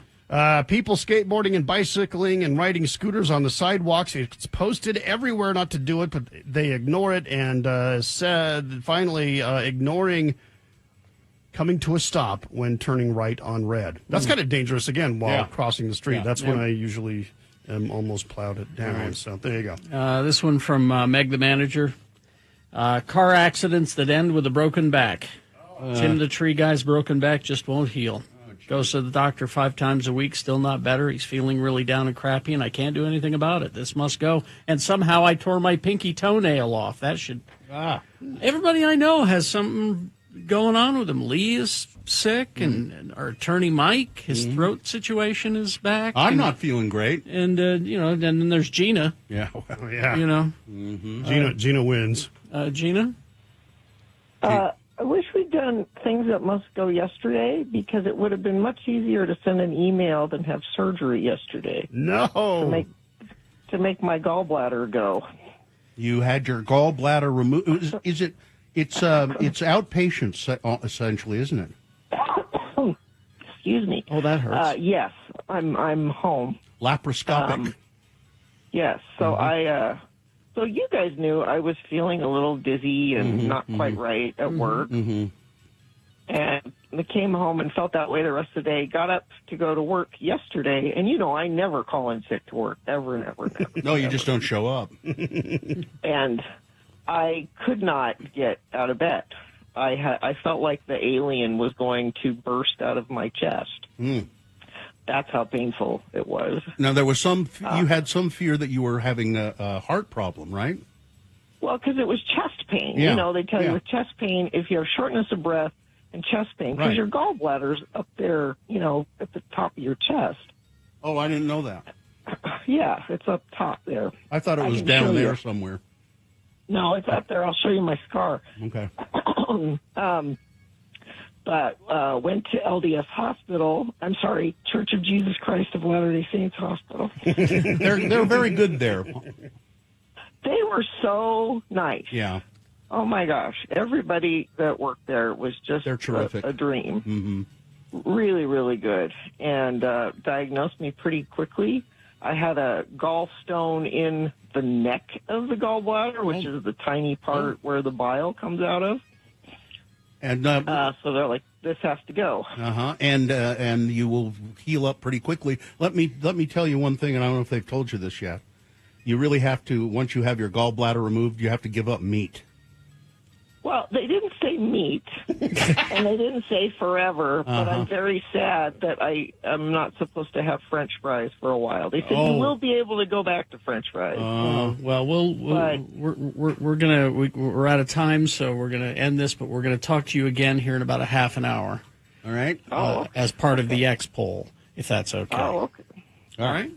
Sure. There Not doing anything. Things that must go on the radio. From Hell Show. Traffic time. Looks like that accident that was hampering things northbound I-15 at 123rd South is kind of been cleared up. Things are slowly starting to recover. Other than that, we're just kind of looking at not a lot going on. All right. Thank you very much. KXRK Provo. We will take a break, play a song for you, and after that song, well, it's time for the Boner Recap game. Easy to play, easy to win. All you have to do is tell us Who won the boner this morning? If you were listening, you know. Easy. You'll win the prize. Not a big deal. If you weren't listening, you could guess. I wouldn't. I would cheat. Go to x96.com. Go there and take a look at the box that says Boners, April 16, 2025. Click on there, and it'll say winner next to the correct answer. Call and tell us what the correct answer is, and you'll win. Oh, tickets for LCD Sound System, August 12th at the Sandy Amphitheater. Nice. LCD Sound System tickets at 877-602-9696 after some messages and a song. Call, play, win the Boner Recap game. Tracy Aviary. That's where the Boyds are. What a nice place to go. Sure is. It's like a little oasis. Especially in the mornings. It's nice there in Very the mornings pleasant. as well. But in addition to inspiring curiosity and caring for nature, Tracy Aviary is committed to protecting birds in Utah and beyond through education and conservation. $1 from every ticket sold goes to Tracy Aviary's Conservation Fund. Tracy Aviary contributes more than $120,000 each year to conservation work in Utah and worldwide throughout this fund. So plan your visit to Tracy Aviary. Go to tracyaviary.org, and it's all there, the prices and the hours and all of that. Interactive bird shows, keeper demonstrations, animal encounters, behind-the-scenes exhibit tours. The exhibits have really gotten really impressive over the years. Over a dozen nature play opportunities, 8 acres of themed exhibits, and botanical gardens. And like I said, a nice stroll through there in the morning is very pleasant. TracyAviary.org, or go and see them, located in the southwest corner of Liberty Park at 589 East, 1300 South.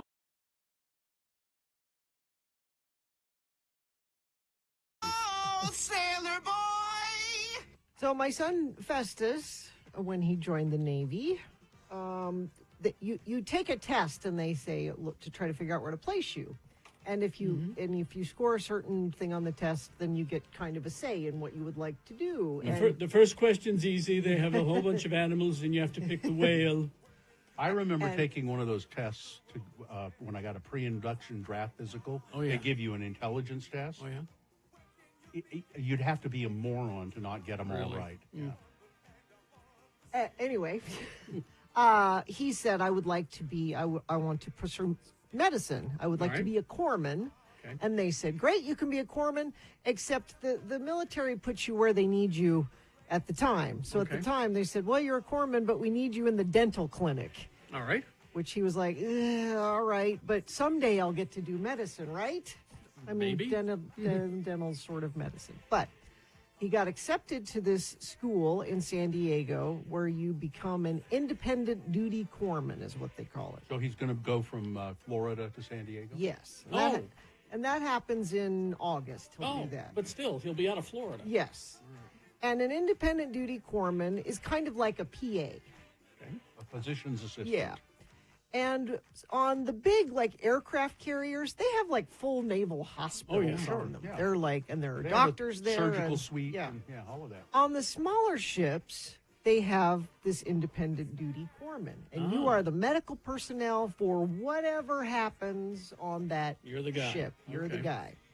And so in order to prepare for going to school, he put in a request hey, if you ever need an extra set of hands, I would like to go out and, kind of shadow somebody that does this job. So they let him go last week. I think. Oh, is that where he went on the... Yeah, he got, it was called an underway. He's like, Mom, I've got an underway.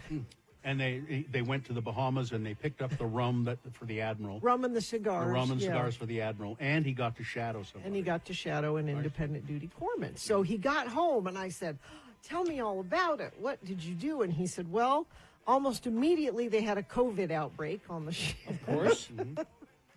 I said, you didn't get it right. He's like, no, I tested. I'm fine. And I said, well, what are they, we think this is over. What do they do for that?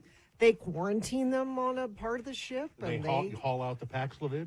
I didn't ask about that. But he's like almost immediately, because you put all these people in confined quarters and it happens. Mm-hmm.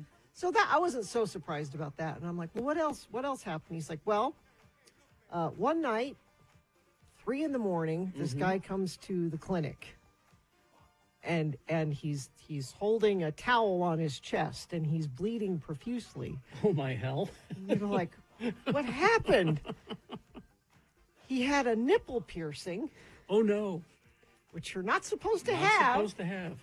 That got caught on something, which is why you're not supposed to have it. Exactly. We were firing a torpedo.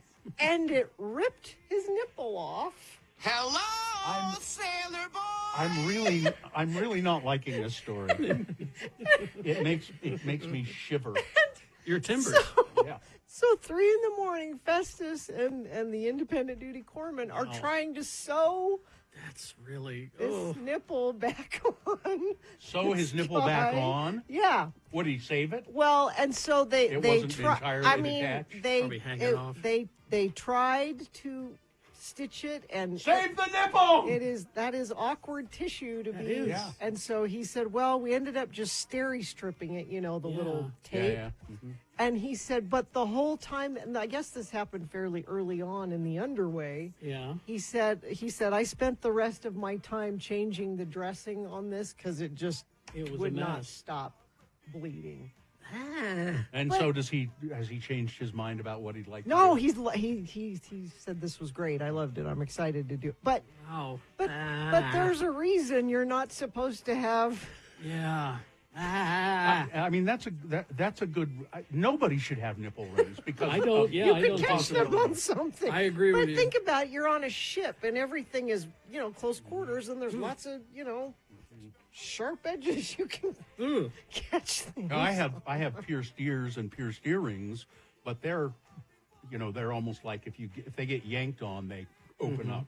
Yeah. They're not very unlikely to tear my earlobe. Yeah. But I don't think he thought these are the kinds of things you be dealing Well, with. now what I would be asking is, your son is, did he have both nipples pierced, and was he still wearing a nipple ring in the other? Oh, one? I don't know. I didn't ask him that. Or did he say, I don't think I'll wear these anymore? Maybe I should take these off. Maybe this was not a good idea. So this story about the Navy admitting just any clod, here's an example of that. You don't have to be smart to be in the Navy.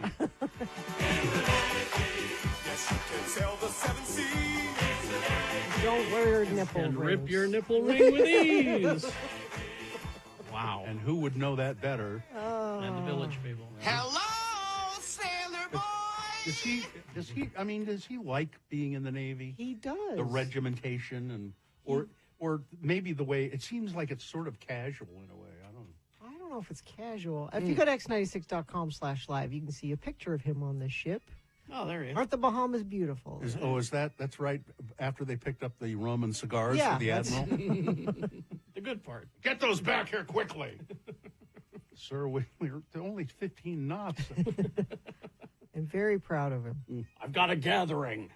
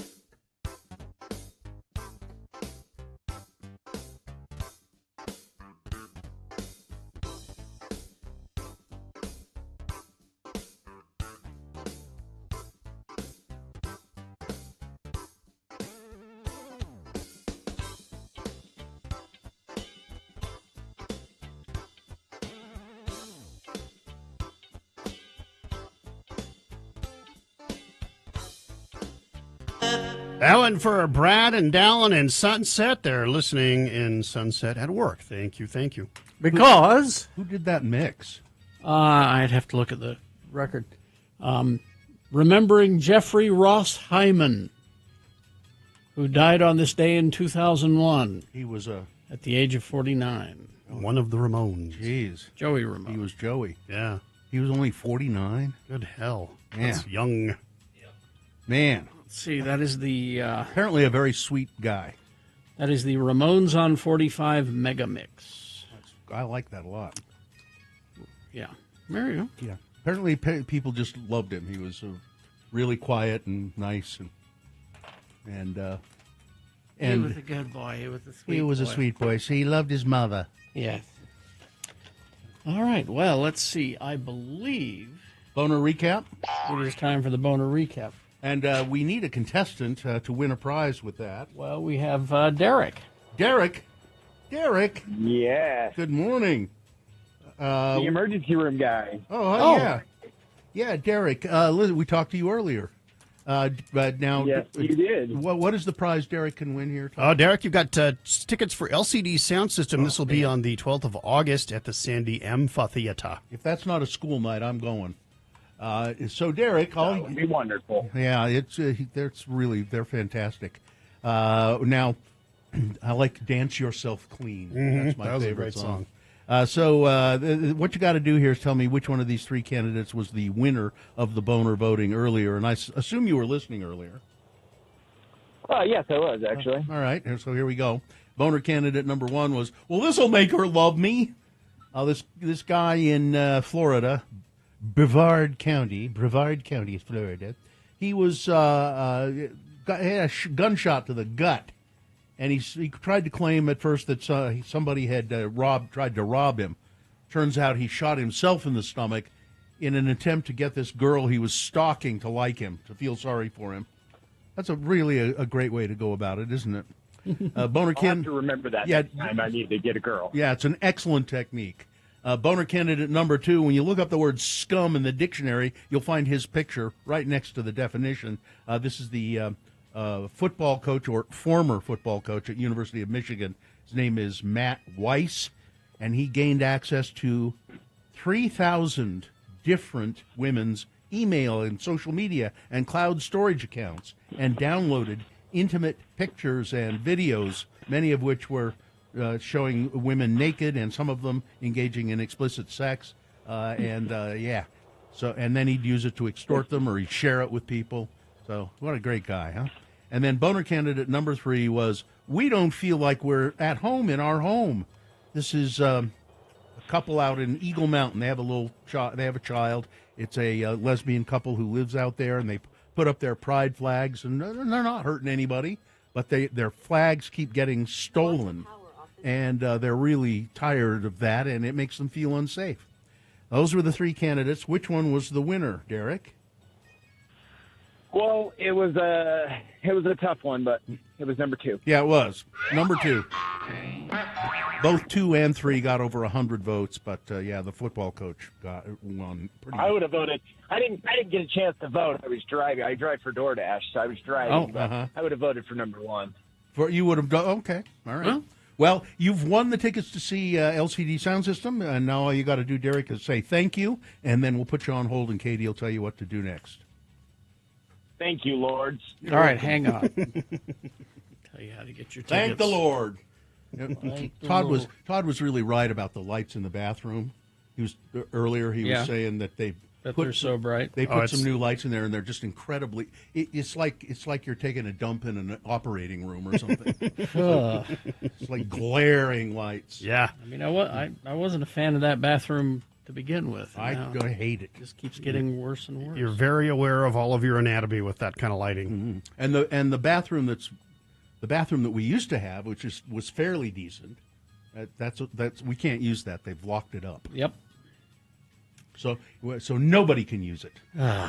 Has anyone moved into that side of the building yet? No. Can I just move back? I used to have this big fancy office over there. Should I just move back in? No, it's locked. I've tried. I've tried to get in there, but I can't. All right. Well, we will take a break. We will be back after these messages with some big boy news and a Pinuendo. Stand by for that. Also, the concert and community calendar is coming up. The X90.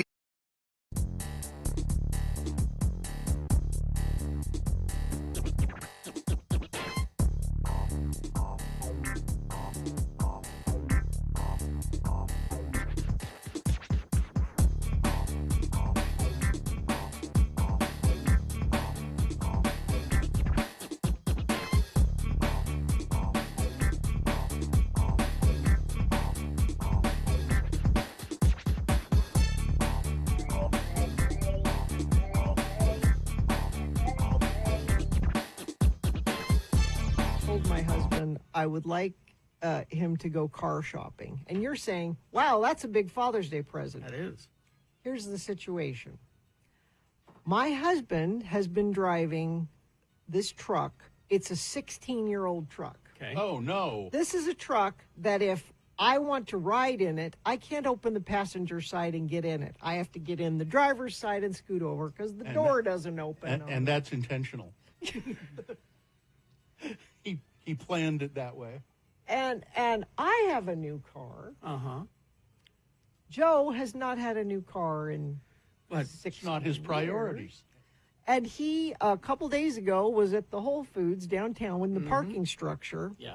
Bags full of groceries, comes out to the truck, and the truck won't start. Try to get a tow truck in a parking garage. structure. Yeah. Good luck with that. That is tricky. He took it in, thought they had it fixed, brought it home yesterday, got in it to drive to go somewhere else, and it died again. I'm like, No, it's time. That should be the final straw. It's time. Yeah, God bless him. He never buys himself anything, and he gets his use out of things, but it's time. But see, Sue's telling me the same thing, that I should get a different car, and I tell her, isn't it nice to not have a car payment? Yeah, first that's of all? and he says that. He's like, the truck's paid for. And I'm waiting for another electric vehicle that is as good as our Tesla.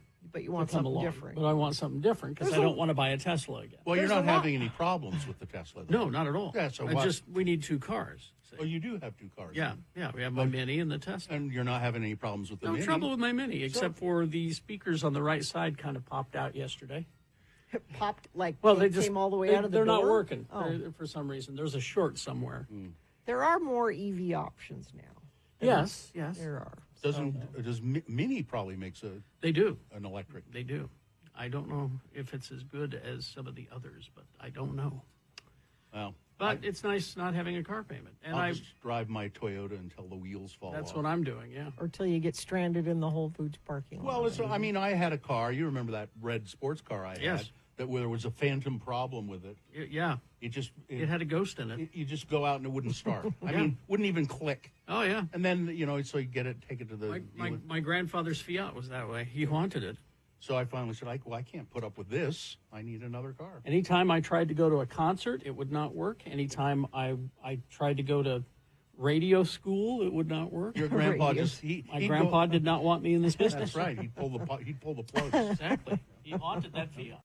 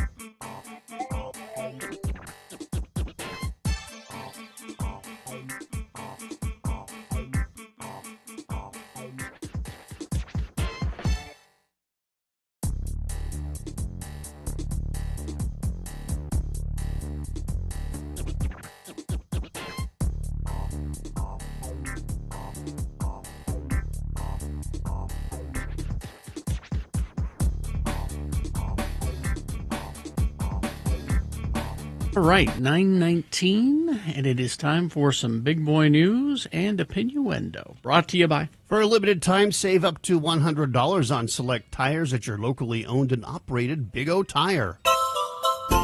Tragedy. Oh? He was a one-of-a-kind, an original. He will be missed. Les Binks has left us. Mr. Binks was the former drummer of Judas Priest. Only for 2 albums, though. Ah. And not any famous albums. Died at the age of 73. The band confirmed Binks' passing. You have to just crap all over poor Mr. I'm Binks. sorry. I mean, really. I looked this morning. I was hoping for an opening number for Judas Priest, but I found out. Following numerous drummers to play in Judas Priest during the band's formative years, Binks was a member from 1977 to 1979, recorded, as Carrie mentioned, 2 studio albums while being left behind. While being behind the kit, the drum kit. The Stained Class and Killing Machine, Hellbent for Leather are the 2 albums. Moving on to other things. This is officials with the Utica Zoo in New York announced that they're using drones to search for a beaver that escaped. Oh, no. The 2-year-old beaver, Cauliflower, had been at the zoo for a few weeks when keepers discovered that he had escaped sometime before the end of the day, Wednesday. Cauliflower was initially spotted near the zoo's Rotary Pavilion shortly after the alarm was sounded, but he managed to give workers the slip and sparked a search that has now gone on for nearly a week. We haven't found Cauliflower yet, Utica Zoo Director Andrea Heath said. So far, we feel like we've done everything we could think of to no avail. Then we realized, we could try a drone. Ms. Heath said a local drone company has been contacted to do flyovers of the zoo and its surrounding areas. The executive director said that Cauliflower the beaver may have fled his enclosure to search for a mate. We anticipate that he probably went exploring a bit because, he was in with his sisters. The beaver and his sisters, Mustard and Tangerine, came to Utica from the Minnesota Zoo a few weeks before the escape. This is pretty... now, you probably know that Tom Hanks is a typewriter enthusiast. He is a typewriter nerd, yes. He collects vintage typewriters. He uses a typewriter rather than a word processor. Students at Lincoln Park Performing Arts Charter School got a special treat, all for trying something different. Mr. Frederick Durbin introduced an analog writing class to his workload this year. Durbin, passionate about typewriters himself, was excited to dive in with the teens at the Midland, Pennsylvania school. Although we talked about typewriters, how to use them in writing, the class ultimately really isn't about typewriters. The typewriter just makes a good vehicle for it, but we perceive the need for a class that just helps people to pay attention, to focus deeply, and not messing around on the computer all the time. Well, once they had the basics down, Mr. Durbin shared his idea, why don't we all write to Tom Hanks? Because he's a typewriter, a known, famous typewriter collector and enthusiast. And you might be surprised, but there's an online typewriter community worldwide of people who love these machines and love to exchange information, Durbin said. Within that, it's pretty much widely known that if you write to Tom Hanks on a typewriter and you catch him at the right time, he will write back to you because he loves to do that. Well, most of the students were familiar with Tom Hanks, and ultimately they wrote to him about a variety of things, sent their letters out in September, not expecting really to hear back.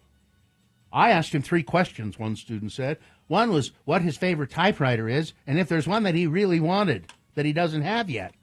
I talked about his roles in movies and how he often appeared in my childhood with voice acting and everything, another one said. The letters in response came in January. Every single member of the class who wrote to Tom Hanks got a personal response. I think that's very nice. I think maybe we ought to try this out. Well, I was going to say, we never got written back from our other fan letters that we did. No. I sent a letter to Lou Reed, and it's too late for that now. Yeah, way too late. And I didn't get any response at all. Gina's was... forget who. I want to say she wrote to Tom Hanks. It might be. But she didn't do it in typewriter. Yeah, typewriter. So first we have to secure a typewriter. Yeah. I don't have one anymore. I used to have one, yeah. Last typewriter I used was in broadcasting. We used to have one that we would type the labels for the carts. Yes. For the tape cartridges, and that was it. It's Yeah. been a long time. I'm sure we could find one somewhere. Sure. Gwar is rolling out a new album and a comic book. The Return of Gorgor, arriving June 25th via Pit Records and 22 Comics. I guess that's a publishing company. The video for a new song, Lot Lizard, can be streamed now. The 7-track album includes 3 brand new studio recorded songs that were mixed by Converge, plus 4 live tracks captured at the Masquerade in Atlanta during Gwar's 2024 tour and mixed by Chris Ronan Murphy. And I know, let's see, where is that? I know Nick will be excited. King Gizzard and the Lizard Wizard has a new album coming out. It's an orchestral album. Oh, man. Orchestral. Yeah. Of course, because everything they do is completely different. I love it. They have a new album on the way entitled Phantom Island. The orchestra-backed project serves as the follow-up to last year's Flight B741 and will arrive on June 13th via the band's own record label, Doom Records. Nick Davis is the guy that showed me that band, and they're bizarre and interesting, and it's always something completely different. Yeah, he tried to get me to listen to them once, and I haven't done it yet. I've really never listened to them. I should. Whichever album you pick will be different than any other one. So That's interesting that they would do it that way. Wild Things. You remember that movie? Kevin Bacon joined Variety for a game of Know Their Lines and revealed that a dead body was discovered while they were making that 1998 erotic thriller, Wild Things. We were out in the swamp one night, a lot of mosquitoes. I mean, wow. And we were shooting some scene, I don't remember what it was, kind of by a river, Kevin Bacon said. They had floated a raft out there so that they could put out a light. All of a sudden I hear across the walkie-talkie, hey, I think I just saw a floater. And it was a body that was floating by, Kevin Bacon said. It was kind of indicative of the vibe of the movie. We called the police, and they actually grabbed the body and kept it from getting into our shot, he said. Happy Gilmore, they're going to release it in theaters. Oh, I thought it was for Netflix. Well, the new one is. They're going to release the 1996. Oh, the original. Original. About a failed hockey player turned golf sensation, Adam Sandler. It's going to return to the big screen in April for 2 days ahead of Netflix's highly anticipated sequel, Happy Gilmore 2. And people really do love that movie. I remember seeing it with Chunga when he was our producer. We went to see it, and it was okay. I didn't love it, but it was. I like the scene with Bob Barker. Yeah. That's about the highlight of the whole thing right there. I think so too. Let's see. I'm pretty much covered everything. Oh, I did want to mention this. A former manager of Guns N' Roses, has claimed that Axl Rose now takes 50% of the band's income. Whoa! And wants to control everything. In promotion for his forthcoming book, Sound and Fury: Rock and Roll Stories, Alan Niven, who managed the band from 1986 to 1981, appeared on the podcast Appetite for Distortion, a show dedicated to all things Guns N' Roses. This episode, which it was issued earlier this month, says Niven speaks candidly about the band and his time managing them. He also didn't mince his words about his feelings toward Axl Rose, who he accused of wanting to be in control of everything all the time. It's a control thing with Axl. Here's another little snapshot that's illuminating and goes to forming a correct perception. Axl takes 50% of the income of Guns N' Roses now. 50%, okay? That's to me like anathema. He's not Guns N' Roses by himself. There are 5 individuals. It was chemistry. It was a moment. But Axl wants to be in control of everything all the time, and look what that gets you. A boring solo record and an essy thing of punk covers, and that's it. Kind of has a point there. Yeah. He's really not I don't know how Slash is allowing that to happen if this is true. I don't know. I wonder if it who gets the songwriting credit? Are they talking about like the publishing money and all that? He says everything. Takes 50% of the band's income. Or is he talking about the live shows? I don't know how Slash puts up with that. Slash recently announced that he will, quote, no longer be active on Twitter after repeated hacks. Yep. He's done with that. So, anyway, that's about it. All right. Weather? Weather 70s today with some spotty sprinkles, and it's going to be cooler and rainier tomorrow. Thank you. All right, concert and community calendar next. Listen to Radio from Hell at Home when you first wake up. Just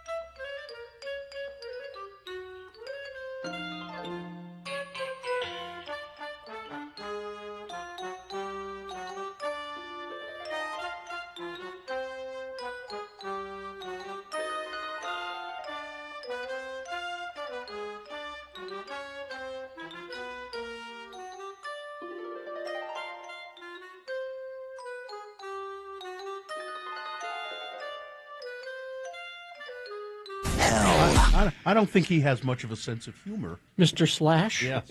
No.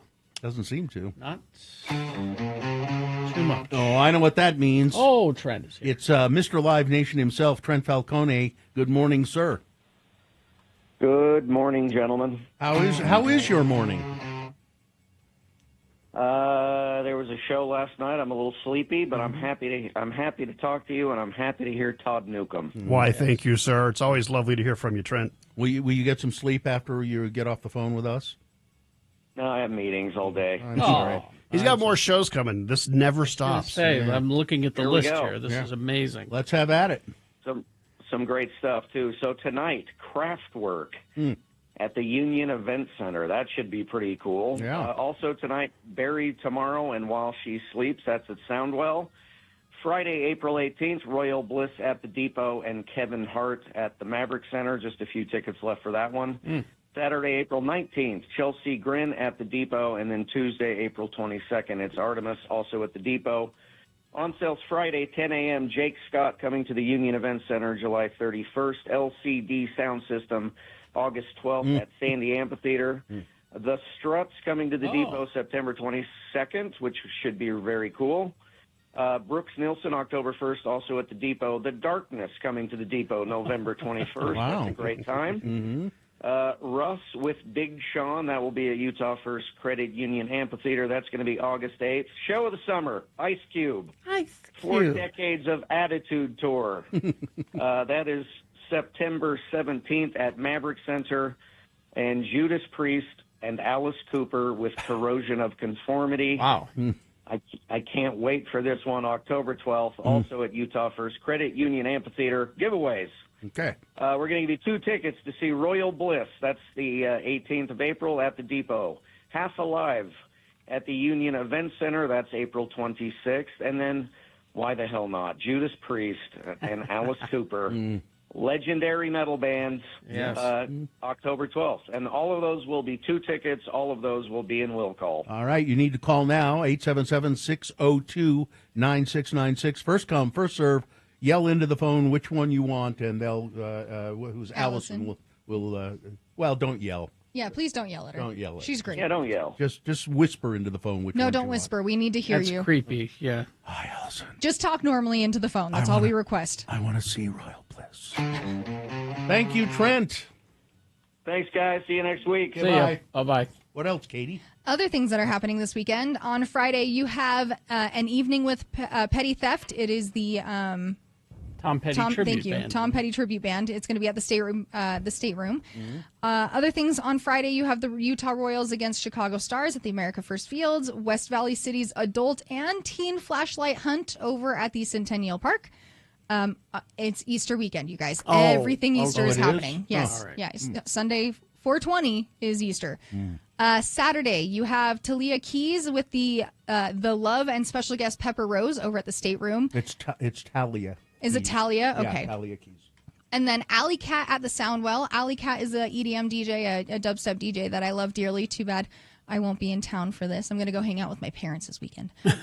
You also have Cargo Colts, John Bean, and the Eye Rolls with our one and only Magda Vega. My goodness. Bill Frost. Yes, Bill Frost is going to be at Ice House. He was talking about that earlier on Monday, so make sure you go check that out if you have don't have plans. Other things on Saturday, Cause Adoption Event. Amy Donaldson sent this to me. Again, you guys can send things to me and I will add them to our concert and community calendar. It's going to be at the Black Diamond Granary from 12 to 5. You can come adopt an animal and things like that. She's got some really cute ones. And then all the Easter egg hunts. You have the Wheeler Farm one, the Cottonwood Heights one. You have the Draper Easter egg hunt. You have the Living Planet Aquarium Extravaganza. And then you have the it's the Eggs Legs Half Marathon over at Gardner Village. So that's all going on Saturday, along with Real Salt Lake playing Toronto over at the America First Fields. All weekend, Plaza Palooza over at Snowbird is still happening. Zooluminate at the Hogle Zoo is happening. You can have breakfast with the Easter Bunny over at Gardner Village and Easter Bunny tea over at the Grand America. Plus, TJ Miller's in town over at Wise Guys. All right. And he's super funny. I love him. So That's happening. And then all the Easter brunches on Sunday. Since Sunday is actually Easter, you've got the one at Flankers Bar. You have the one at Grand America. You have Snowbird. You have Lakai. I'm sure I'm missing some of those. Yeah. But there are all the Easter brunches going on this weekend. Go get drunk on mimosas. I've been to the Grand America brunch at Easter some years ago, and it's really good. Yeah. I mean, it's sometimes you think of those big buffet brunches. Yeah. The quality you wouldn't think is that good. They don't skimp. Grand America, that's legendary, the brunch over there. And the Snowbird one is actually, I've done the Father's Day brunch. That's a really good And Carrie, I finally found a Bloody Mary that I enjoy. You should try the whiskey. What is it? Whiskey Street. Whiskey Street. Mm-hmm. They have one. They have a wonderful, wonderful Bloody Mary.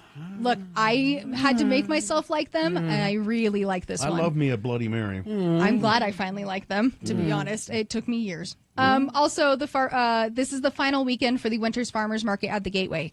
So this is the last Saturday you can go to the Gateway's Winters Farmers Market. Of course, the other ones will be starting up next month. But all of this is going to be or is on our website right now, so you can go check it out. There's links to everything, and then there's all that going on. Happy Easter. Happy early Easter, I guess. So much Eastering. Everything Eastering. Go adopt a dog with cause as well. That's a big deal. Yes. Saturday. I don't think I'm doing any Eastering this year. No Eastering? I don't think so. My Eastering is going to Colorado. Oh, nice. I keep forgetting that Easter is Sunday. I thought Easter was like at the very beginning of March last year, and then all of a sudden it's like it mid to end of moves April. all the time. I mean, I don't understand it. Maybe it's just me. Maybe it's because we don't really celebrate Easter too much in my life, other than here's a basket. Well, and Passover's it's happening as well. That's right. Yep. I don't know anything like that. I don't know religious things very much. So, anyways, thanks, guys. I live next door to Jews. Oh, that's awesome. They were the first day of Passover. They were in the yard singing. Oh, cool. Okay, it that's was really lovely. cool. It was nice. I'd be interested in seeing it. Thanks, guys. Thank you, Katie. All right, we will take a break. We'll play a song for you, and after that song, we will crawl towards the exits. Stand by.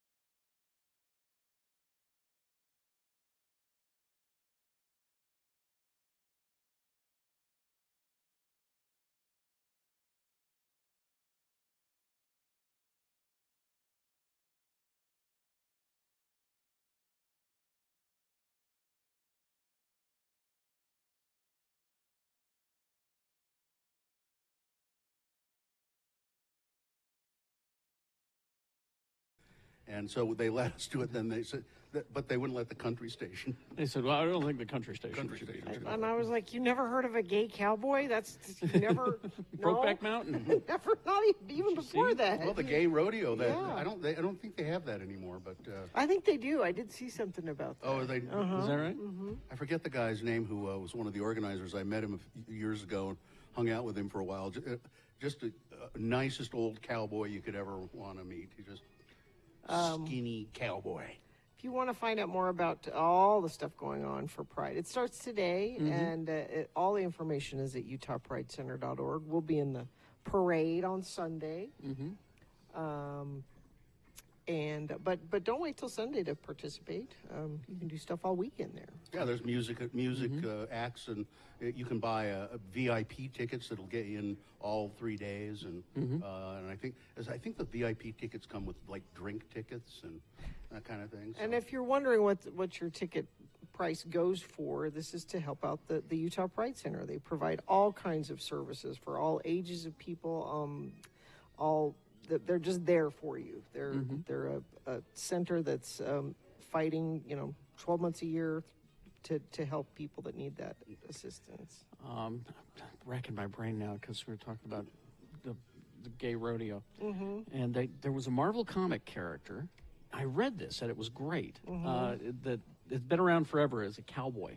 Two Gun Kid, I think, was the name of it. And then they retooled him and made him gay.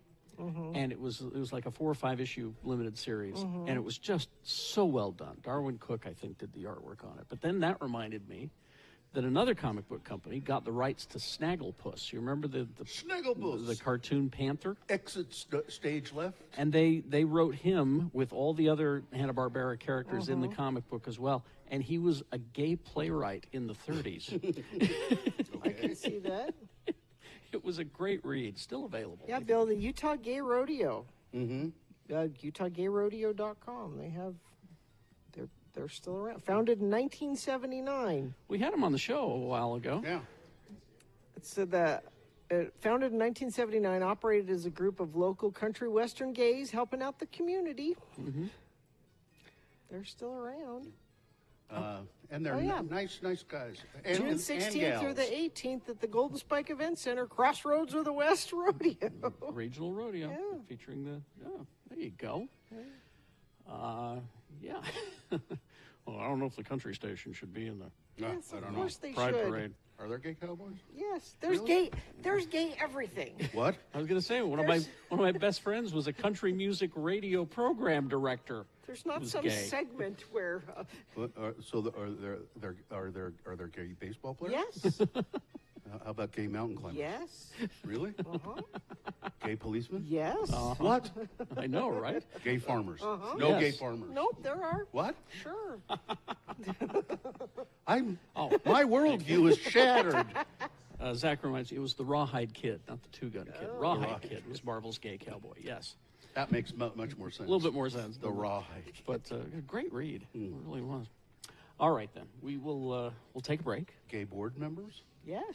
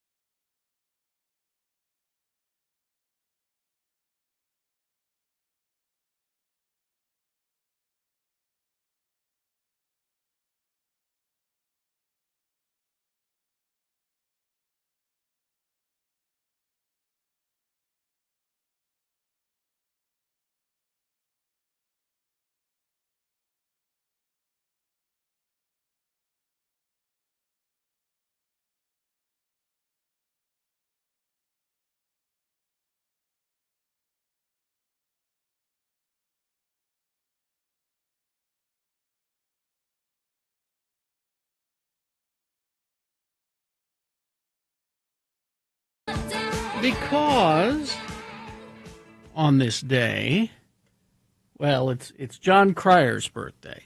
Okay. He's 60. Uh-huh. And he was Ducky in 16 Candles. Right. And that song, Altered Images, Happy Birthday, is on the 16 Candles soundtrack. Ah. A hop and a skip. There you go. And a jump. But there you go.